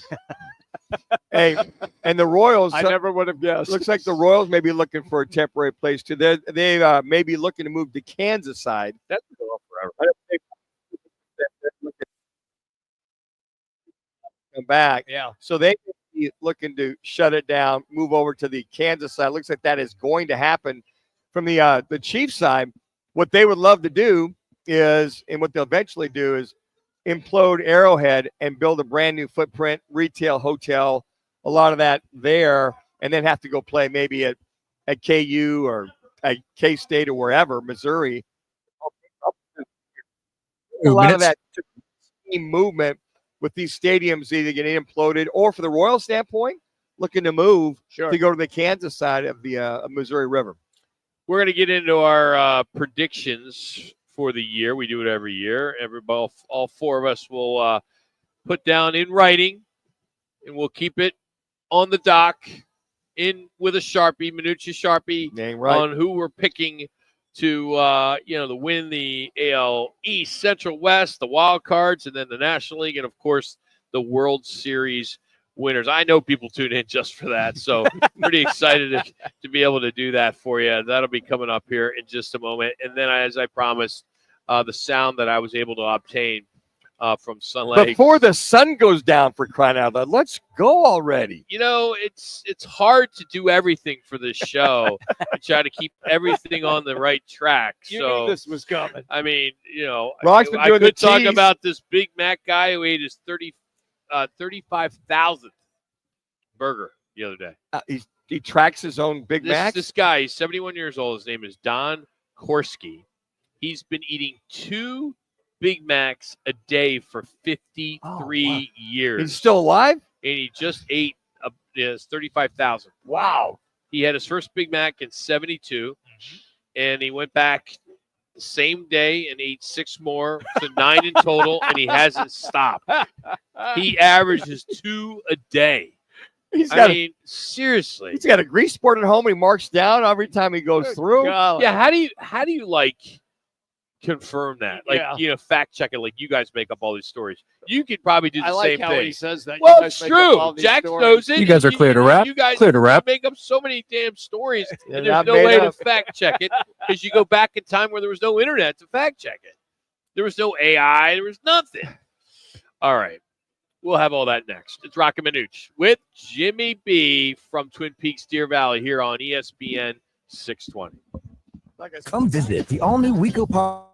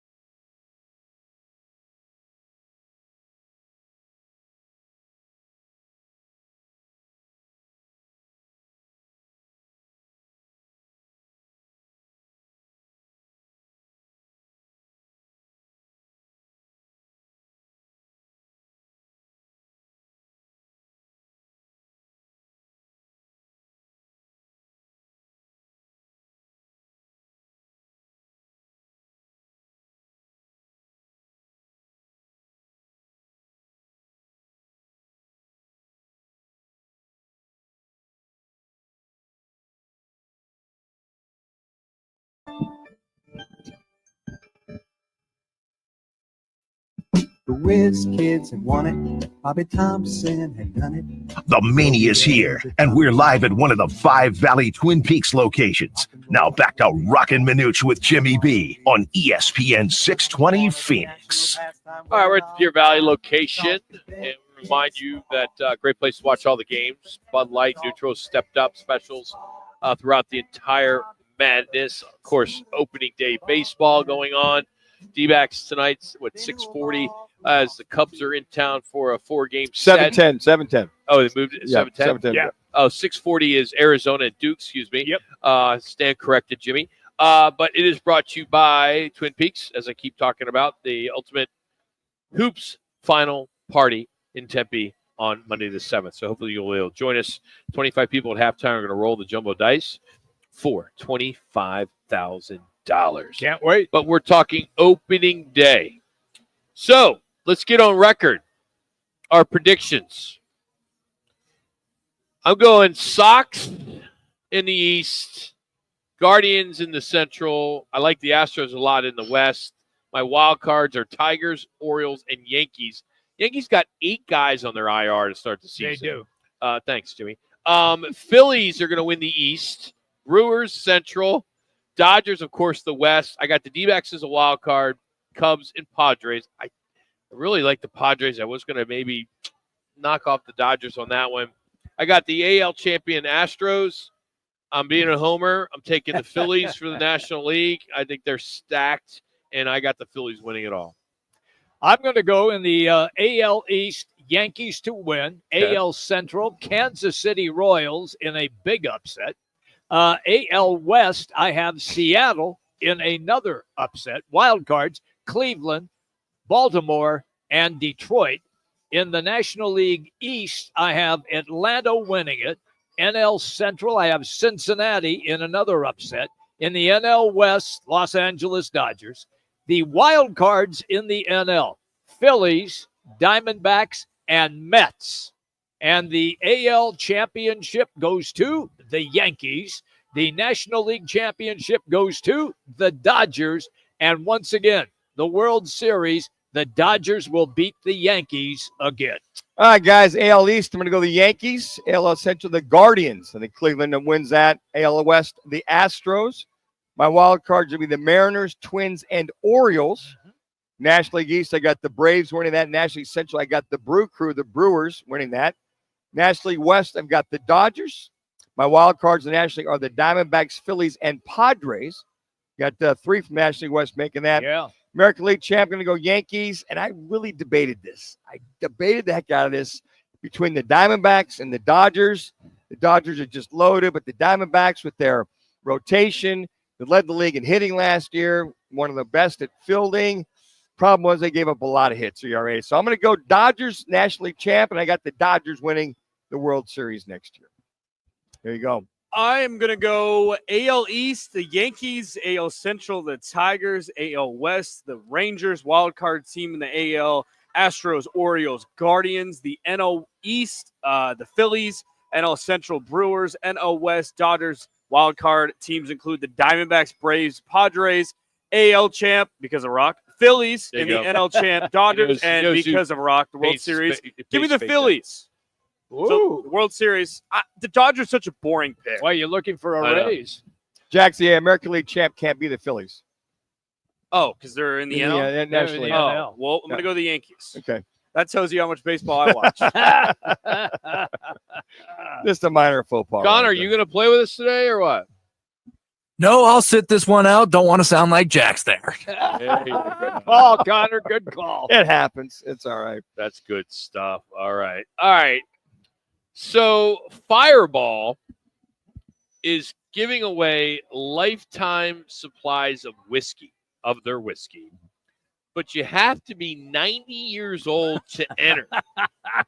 Now, they claim they're doing it because Fireball is oddly popular with the older demographic. So I was very fortunate. I was able to put together a quick montage of a bunch of grandmas and friends of Jimmy B in Sun Lakes. Like, these are his neighbors in Sun Lakes. You know, it's either his golf buddies, his lady friends, you know, because he's the ladies' man there at Sun Lakes. Yeah. He's holding court. They're like, know? He's like, you're the president of HOA, aren't you? So you're loving it, and shuffleboard and everything like that. Hi, Jimmy So B. here is some sound of all of his ladies trying Fireball for the first time. Sure, dearie. It is hot. My gosh. Very fiery. Woo! Cinnamon. It kind of tastes like a medicine type thing. Like a cinnamon hot medicine going down. That'll warm your belly, that's for sure. Gosh. Woo! That's actually, it tastes very nice. It's a little too hot for me, but what do you think? Soothing. It's kind of soothing. Cool, I bet say. It's actually good. That's what I said. Jimmy, you're a ladies' man. Giving them those little minis. Because I know you, because they use it when you play golf, right? So when you get a birdie, Jack Fire. It's cheap. Jack Fire's not the same. It's not as good. Got to go Fireball. I like Jack Fire. You like Jack Fire? Yeah, I like it better. Well, did you even tell the ladies that? I was just happy, but when you got that sound that those ladies had their teeth in, so that made it sound correct. It burned their gums. You're hoping. Yeah. Well, my first experience with Fireball, it went down very smooth. 10-year anniversary. But I was damn. Yeah, Lori did drive me home that night. I'm like, let me have another one of those. Yeah. Fireball is good for two things. Like you said, birdie juice, but also if you go snowboarding and skiing. Yes. Fireball on the ski lift. I can't do that. And you can go to like a Fry's and it's like, I think it's like you get 20-pack for $10. Yeah. I mean, like, and you can just put in their light too. They're plastic. You put them in your bag and you're good. All I know is keep them coming. Those were good. Those were so good. Hey, there's this emerging trend, and this really plays into these older guys I do the show with. People wearing sweatpant jeans. What? Yeah, sweatpants that are made to look like denim jeans, but they're more comfortable. They're more like, they're sweatpants. So I'm not aware of them. I can see you doing that. I mean, if they were styling, because you old guys like wear the high waist up there, over the belly. Well, I'm covering the depends. That's what I'm doing. The high waist. So is like the new style for the older folks, or just a new style? Period. The it's Levi. trending. It's just what's trending. Okay. All right. It's called the internet. 4 minutes. Trending. 4 minutes. Gotcha. All right. Random fact of the day. Good. Random fact of the day. Name the city It's the only city that has had 4 major sports teams in the same championship year. So they were in a championship game in the same year. I'm going to go Boston. Okay. Good guess. Oh man, I'll go Philadelphia. It is the 1980 Phillies who won the World Series, who were in the World Series. Yeah. They won it. Yep.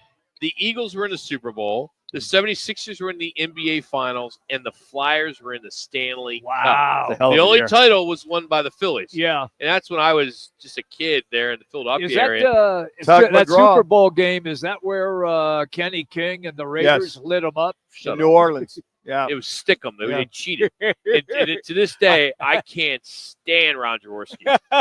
I hate him, and I hate Jim Plunkett. I mean, I literally remember as a little kid when I was 18, 12. I was like 10 years old, 12 years old. I don't remember. Crying my eyes out that's so in funny. front of the television with my family watching the Eagles because I remember as a kid I decorated the house with flyers and stuff like that. I think I was still a paper boy at the time. So did you cry when Rod Martin got his 3rd interception of the game from Ron Jaworski, or the first or second? Minute, we've been doing this 20 years. Yeah. I've always said if and we've had him on the show. Yeah, we had Ron. I don't want him on the show. Yeah. I mean, I have bad. It's like when you lose your pet, like your dog, your rabbit, dog, your dog, your cat, whatever you had as a little kid. 'Cause I still can't get over Thumper getting killed by the dog next door, breaking into the cage. But it was like the same kind of feeling as a little kid. You're just traumatized. And the Eagles were favored, I don't know, by a touchdown or whatever. Yeah. But Jim Plunkett finds Kenny 2 King minutes. on the left 2 side. minutes. You have to remember that the Raiders were a wild card team. All the way through. Yeah. Matter So who's the team? Is it the Giants that did it most recently when they beat the Giants a wild card team when they beat the Patriots at Phoenix? They might have been. Yeah. I think they were. The big David Tyree catch. Yeah. Yes. As a matter of fact, the Patriots And then beat them. Seattle was Seattle one too Seattle was one when they won it with Russell. Yeah. So it happens. It more happens, than yeah. you think, right? Oh yeah. Yeah, I can think of the wild card, the Raiders, the Steelers, the Packers. Yep. You go on and on and on. But I will say Not this: doing well that today, guys. 1980 Super Bowl, if we beat the Chargers, we'd have had the Raiders coming into Buffalo at minus 45 degrees, below zero, snowy conditions. Them coming into our yard, but they ended up smoking the Chargers to go to that Super Bowl. Dan Pastorini started for the Raiders that year. He got hurt. Plunkett came in sitting on the bench for 3 years. Yep. With the Raiders. Rest is history. Yeah, Al Davis. About a minute left. Career. 1 minute. And, you're right. Bobby Chandler, Cliff Branch, Kenny King, and then that outstanding defense. That first touchdown that Plunkett threw to Kenny King, the ball only traveled maybe 15 yards, and Kenny King went down the sideline for about a I sat there 65-yard TD. that whole game going, damn, that should be us right now. Beating the dog out of those Philadelphia Eagles. But the Eagles, they had a hell of a team. They were good. They cruised to the playoffs. Yeah. They won the NFC Championship. I can't remember who they beat in the NFC. Who they beat in the NFC Championship? Was the Rams? I think they might have beat the Rams that year to get to the championship. He's still pissed about it. No, I'm pissed because I bet every single game today. Yeah. In baseball. Oh, you did? And I took the home team in every game. How's that working for you? Yeah, I'm not doing well. I'm trying to cash out here, Well, Houston's winning. I see they're up. There's a few. Yeah. That's the only one I think I'm winning. I mean, no, there's a couple other ones. Okay. But yeah, I just Marlins are losing. They're at home. Padres are losing. They're at home. Rangers are tied with Boston. Philly and Washington are tied. Yeah, I'm not doing well at all. Blue Jays got blasted by Baltimore. Baltimore might be the team this year. Might be the big I may have surprise. to change my. Yeah. They're up 12-2. Clear the rep. Clear the rep. It's the first game of 162. I know. It's like you go back to the Diamondbacks last year. They beat the Rockies 16-1. They scored 14 runs in the third inning. That was a lot of fun. All right, we're going to talk some football. Dennis Gardak. Is he going to the Saints? Howard Balzer joins us next. Summer is just around the corner. Is your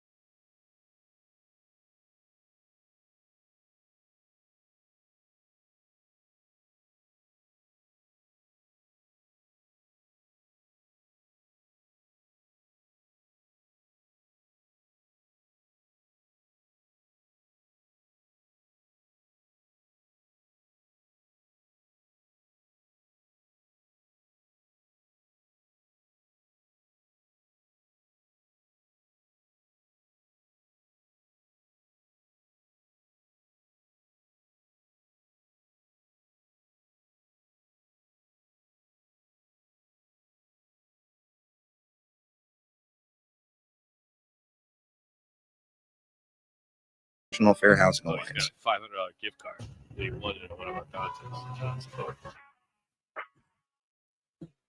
It's now time for your Roc and Manuch and Jimmy B's Twin Peaks ESPN 620 update. I'm Jackson Groff. Big news for Arizona basketball. Local star Koa Pete has committed to the Wildcats, the 6'8", 235-pound point power forward from Gilbert Perry High School. Made his announcement earlier today on the Pat McAfee Show, choosing Arizona over ASU, Baylor, Houston, and Texas. the consensus top 10 prospect in the 2025 class. Praised Arizona's coaching staff, saying Coach Tommy's a great coach. They have great assistants over there for my development, and they're a great program. Pete's future team will have a huge matchup tonight as the 2-seeded Wildcats take on the top-seeded Duke in 20 seconds. Tip-off, 6:30 p.m. Watch all the Sweet 16 games tonight and tomorrow with ice-cold Bud Light and neutral specials featured all weekend at all 5 Valley Twin Peaks locations. Twin Peaks eats, drinks, 5 scenic seconds. views. Howard Balzer now on Roc and Manuch with Jimmy B.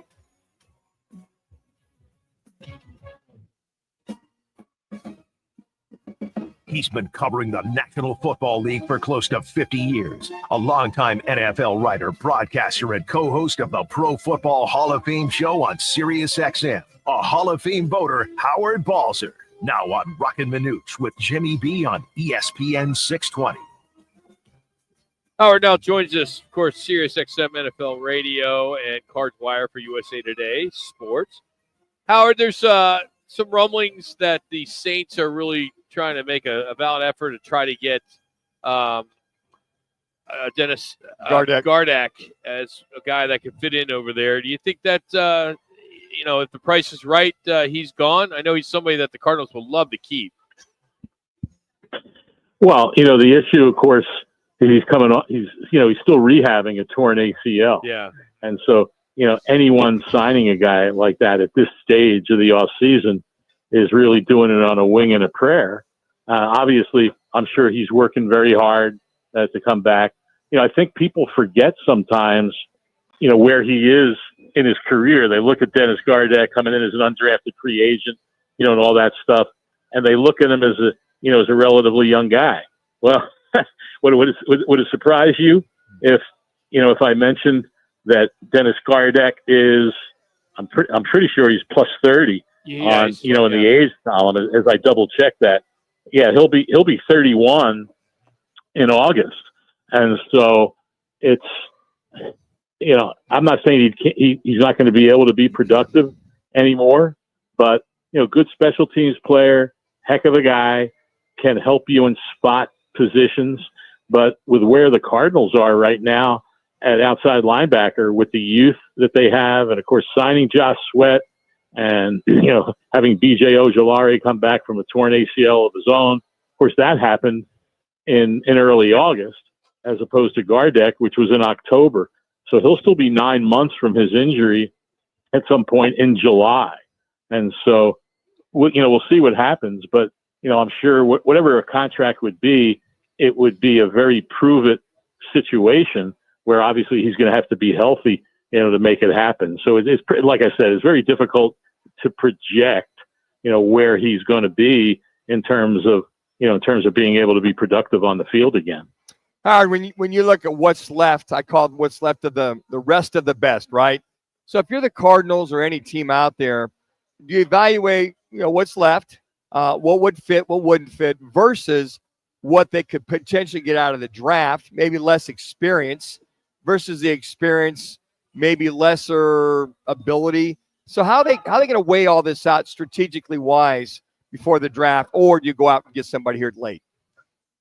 Well, all the teams are facing, that same path right now as we're less than a month away from the draft. What are we? Are we exactly 4 weeks from today, I think? Yes. That sounds about right.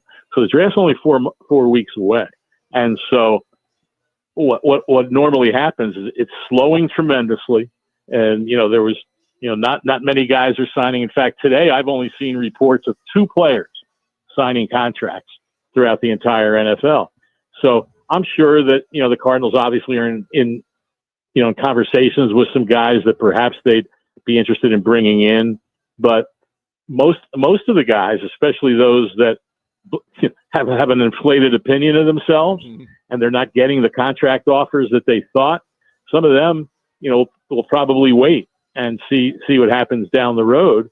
And, most guys now, I mean, I've been tracking this for the last week now. It seems like a long time ago, but the league year just started like, a little over 2 weeks ago. But virtually everybody right now, guys, is signing 1-year contracts. And that's just the nature of how it goes. Now, after the draft, when you know what you have and you know what you've got at least, well, then you start looking, okay, where can we maybe, find someone to fit in? But it takes two to do a contract, obviously. And, we saw the Cardinals in the last week sign some backup type players, with Royce Newman, a backup offensive lineman, Jalen Jones, a backup corner who's played some good special teams with the Bears. But they all signed 1 year, very close to the minimum contracts. And I think for the most part, that's what the Cardinals will be looking at. Now, you do see a Stephon Diggs. I mean, I was taken aback by that, quite honestly. Yep. And I don't believe the numbers in the contract. I mean, you're talking about a guy who's in his early 30s, coming off a torn ACL. And I read a story where it said, oh, he's really ahead of his rehab. He's running fast. Well, what does that mean? I mean, that doesn't really mean, it doesn't mean he can play football. Yeah. And 3 years, $69 million with $26 million guaranteed. I'm not buying it. And we'll see what happens when we find out the actual numbers in the contract. I'm sure there's a lot of incentives in there and phony numbers at the back.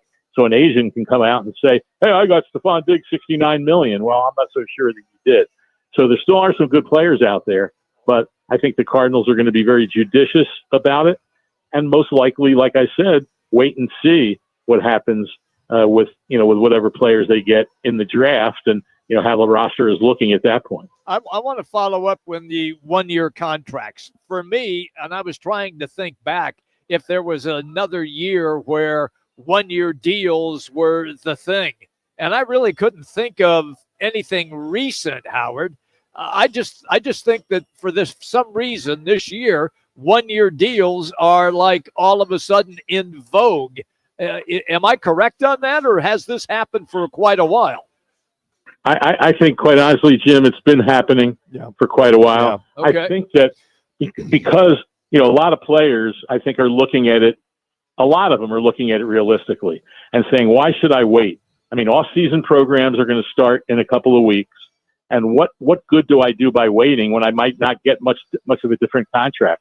So I think players are being smart and saying, well, if I got this offer, I'm going to sign it. It's probably, it's a 1 year deal. I'm going to come in and prove it and hopefully get a better contract next year, depending on what you do. So I think what's happened this year is that there's been a lot more players signed quicker than there have in the past.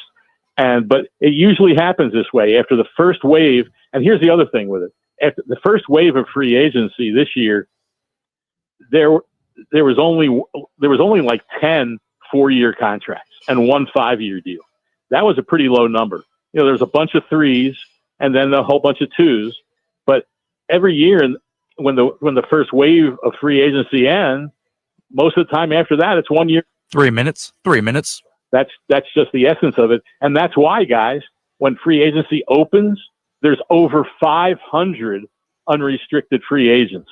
And that's what it was a couple of weeks ago. And that doesn't include all the guys that signed prior to free agents to the league year starting. And so I haven't done a study on it, but I'm sure if I went through it, you'd find out that at least half and maybe up to 2/3 to 3/4 of those unrestricted free agents were guys that were playing on 1 year contracts last year. And so that's just the way it goes at this stage. But like I said, I give credit to players saying, hey, I better take a deal now because who knows what's going to be there later, and get to my team and start participating in the off-season program. Because the other thing that I've noticed, workout bonuses, basically everybody gets a workout bonus. Now, a lot of them aren't that high, but that's 2 minutes. 2 minutes. Really free money just for going to your team and taking part. And so a player's figuring, hey, I'll go there then and be available for OTAs so I have a better chance of contributing to that team when the season rolls around if you make the roster. The 9 lives of Jameis Winston and Russell Wilson, now both with the Giants. Shedeur Sanders. Oh, let me forget Tommy DeVito either. I mean, forget him either. Oh, gosh, yeah. Yeah, I don't want to forget it. How about so you think Shedeur Sanders would still maybe be in play here at that 3rd pick overall? I mean, it's New York. It's the Giants. Got to go get your guy, don't you? Well, here's the way and I'm not saying it won't happen. Yeah. Or it will or won't. It certainly could. But I think the way the Giants could be looking at this, because here's the thing. If you draft that guy 1st overall and all of a sudden you're struggling, then you know how it is in almost every city, much less New York, where they're all screaming to play the 1st round pick, especially when it's a guy who's a high 1st round pick. Sure. But I will say this. Here we are on March 27th, right? We don't know what the order will be after Ward and Sanders. We assume that that's what it'll be. But I will say 4 or 5 years from now, we will be looking at Jackson Dart or the kid from Louisville. Tyler Shuck. Some of the other guys. Who'd you say? Tyler Shuck. Yeah, that guy. Kyle McCord from Ohio. There will be 2 or 3 other quarterbacks 5 years from now that will be playing good football for the. You guys are good to start rapping. Good to start rapping. Third round, and so that's what the Giants could be looking at. Now, of course, if they don't take the quarterback in the first round, they'll be rolling the dice a little bit that one of the guys they really like will be there in the second or third round. But I think the odds are that they probably will. And so that could be what they're looking at. Get that young guy in the second round. And then when things are, a little upside down, if they go that way, there's not as much of a narrative and people going crazy. Hey, you got to play your draft pick. It's a whole lot different perspective when you're talking about a second or a third round pick than a first round choice. Well, we saw that with Eli Manning and Kurt Warner, did we not, in New York? And Kurt handed the keys over to the Mercedes. It was 5-2 or 6-4, and Eli got inserted for the rest of the year. Magically delicious, right? Kurt's got him out there, gave him a little cachet, but they didn't make the playoffs that year. No, they didn't, and they as I recall, I think you're close on the record. It might have been 6-4, it might have been 5-4, whatever it was. Yeah. I'm pretty sure they had a winning record. Yes, they did. Kurt was playing, and I think if you look, they didn't win many games the rest of the year, but they didn't care. They were playing the number one quarterback and getting him ready for the next season when he was going to be the guy, and getting him that game action. It can be very important, and he'd had a half a season or a little bit more to learn, sit, watch, do all those things. So that that can always be the way.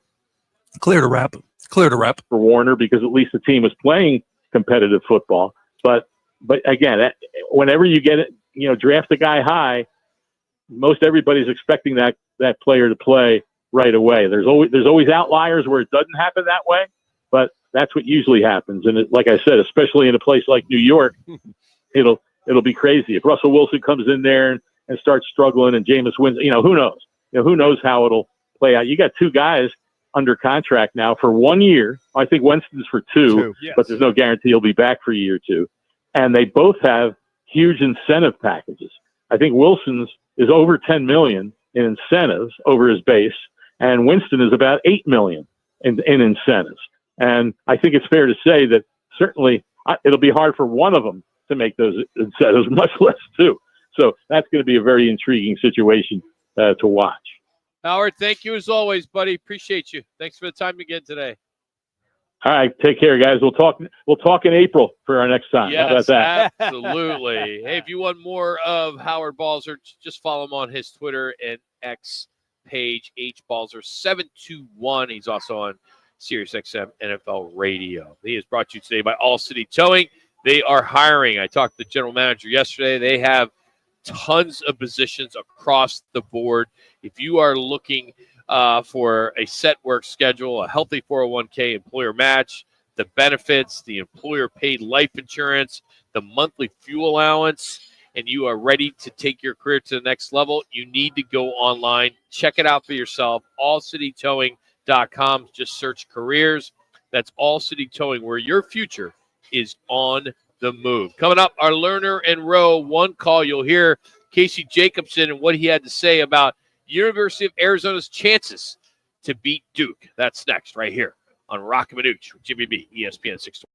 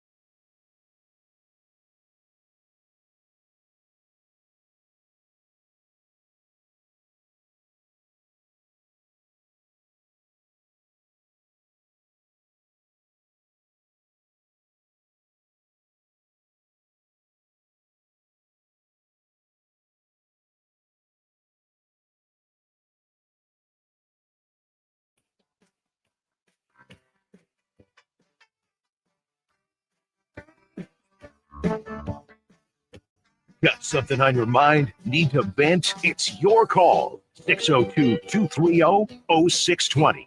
Let Roc and Manuch with Jimmy B and the rest of Phoenix hear you. It's your call. 602-230-0620.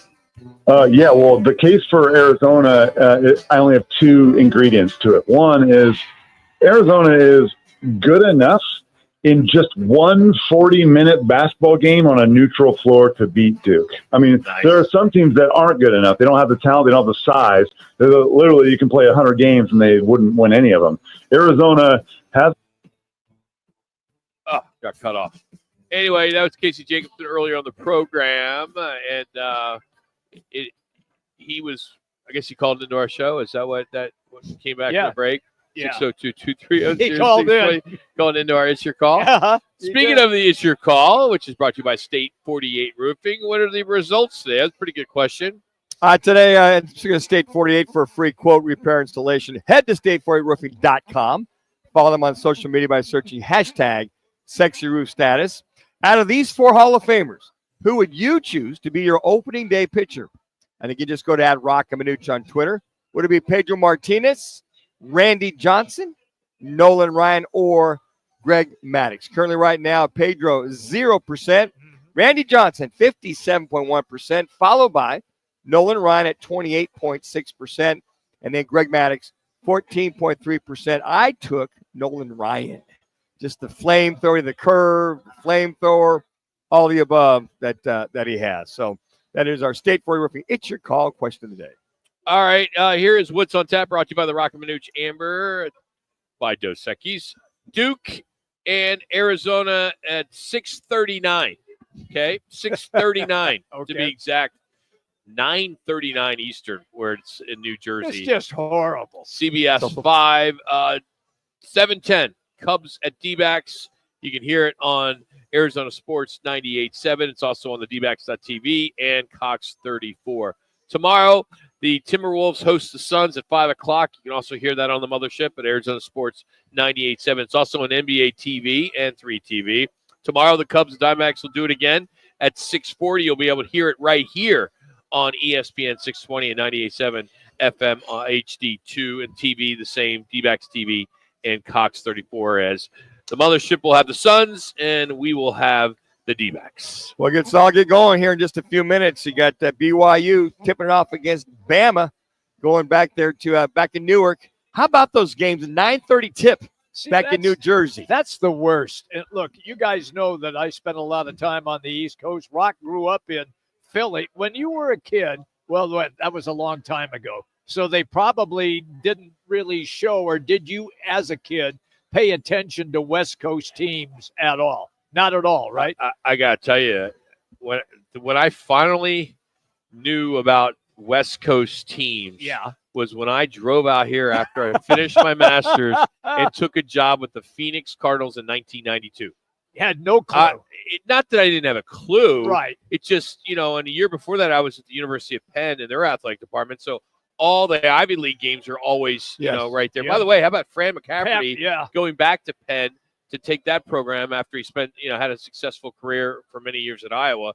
I was there when Fran Dunphy was the head coach. But I think that, if you are an East Coast guy, it's different now. But back then, you had to stay up late. You're still staying up To late. watch. It sucks. It's terrible. I don't understand If it. you want to watch a game on the West Coast, and it starts at 7 or 7:30, that's 10 or 10:30 on the East Coast. But what I don't understand, if there's more people in New York than anywhere else, Yes, true. in that whole Northeast, why would they cater to the East Coast more than the West Coast? And for basketball, much bigger fans, not bigger fans, but much more people watching college basketball. More, in the East Coast. more passionate about it on Absolutely. the East Coast. Yeah. So, they got to meet them halfway. This 9:30 BS start, it just sucks. It's terrible. I don't know, man. I don't understand the suits. I don't get it. It just, as a business person, it seems like they would have better ratings if they would just move it up even to 8:30. 1 hour. Remember when they changed the NFL, Yes. Monday Night Football? Right. That's made a difference for them. Then were they going from 9 o'clock Eastern to what was it? About 8:30? 8:25. Yeah, they moved it back. Yeah. Man, you go back there and you play. Say you play Monday Night Football. So if you're playing out here, 9 o'clock, that's 6 o'clock, you're standing around like U of A the whole game getting ready. We had a pregame meal, we had breakfast pregame, pregame meal. We finally left for the stadium like at 6 o'clock. And it's interesting because for us it was 3 o'clock, but those going from west to east as a team, 4 minutes. that's 4 a minutes. long day. I mean, that's a very long day. But you kick off at 9 o'clock their time, 6 o'clock here. It's just coming back, getting back to the next day. It's like about 10:30 in the morning. Tomorrow on the program, we are going to get into a topic that we hope that we get some participation. And a lot of people are on Dan Hurley. And, of course, the UConn coach threatened a reporter. It's been just a whirlwind with him. And the question we're going to pose is he the new sports villain? Is he the new sports villain? Because, to be a villain in sports, you're truly unlikable to the masses. But you have a lot of success and you're relevant. Sure. That is him. And people can't stand him. You could go back to the Don Kings of the world and I could go Barry Bonds, the villains. So Reggie Jackson. Yeah, so we'll discuss that tomorrow. I think that'll be a lot of fun. I think Tom Brady was a villain and the Patriots were a villain. Sure. You could put him in there. I think right now when you look at the NFL, the biggest villain is Aaron Rodgers. Well, that and nobody wanted the Kansas City Chiefs in the Super Bowl. True. Everybody were out on the Chiefs. Probably the biggest villain of all is probably Barry Bonds. Might have been the I biggest. said him. Yep. Barry Bonds. You look at that. It's just I watched the 60 Minutes on Dan Hurley. That guy's like that all the time. Yep. And it's funny. They sat down with his wife, and he says, I try to leave it at home, and she'll question him about some of his calls or some of his antics. But that's just who he is. And you look at a guy like that. He's winning. That's just his temper. That's just his temperament, as far as he is. So some of the things he does, the antics aren't approved of. But there are so many good ones. I've already put together a whole list, and it's just ones that you may have never thought of, like John Rocker. Oh, I remember John Rocker. My gosh. I mean, 2 minutes. 2 minutes. T.O. I mean, you put him in there. Yep. Skip Bayless is on my list. Yeah, let's go in there. I mean, there's some really good ones. Ty Cobb, but I hated him. For other but reasons. I don't know. Wasn't around. The one that is high on a list of a lot of people was Tanya Harding. Yeah, I can see that. So, but right now it's Hurley. She literally was a villain. Yeah, she literally was a villain. Yeah. So we'll have fun with that tomorrow. Who else we have on tomorrow? I got Tom Candiotti will join us Nice. at 1:30. Scott Sprites will give us his picks for the remaining games of the Sweet 16. Coach Mike Adris will join us tomorrow for a couple segments at 3:15. And that's right. He's in person. Right? He's in town. He's gonna be here in town. Get a chance to break it all down for us. And then Kirk Brumbaugh talking about all the things going on at Weekapaw at the sports book. We'll be out there. Final Four, a week away. That's going to be so much fun. I'm excited about that. And then we have a big, we have the big Final Four event. 1 minute. 1 minute. We come right back to Twin Peaks, Tempe, and we're giving away cash. I mean, it's a good step up. It's been a good move coming over here. Love it. Great move. Numbers are up. I still haven't heard from the suits. Yeah. We just met one of the suits the other day. Yes, right? we did. Been like 3 months? Yeah, you put them to work too. You're bold, man. How'd I put them to work? Talking about, hey, we need this, we need that type of thing. He's one of our biggest fans. We hope. Yeah, we hope. 30 seconds. 30 seconds. I've been working on that suit for about 10 years. So, anyway, hey, we know you have choices. If you miss anything, go to rockandmanuch.com. We're on all the social media platforms. We video our shows on YouTube and Facebook. So we appreciate your support. We'll do this again tomorrow at 1 o'clock from Bright Toyota.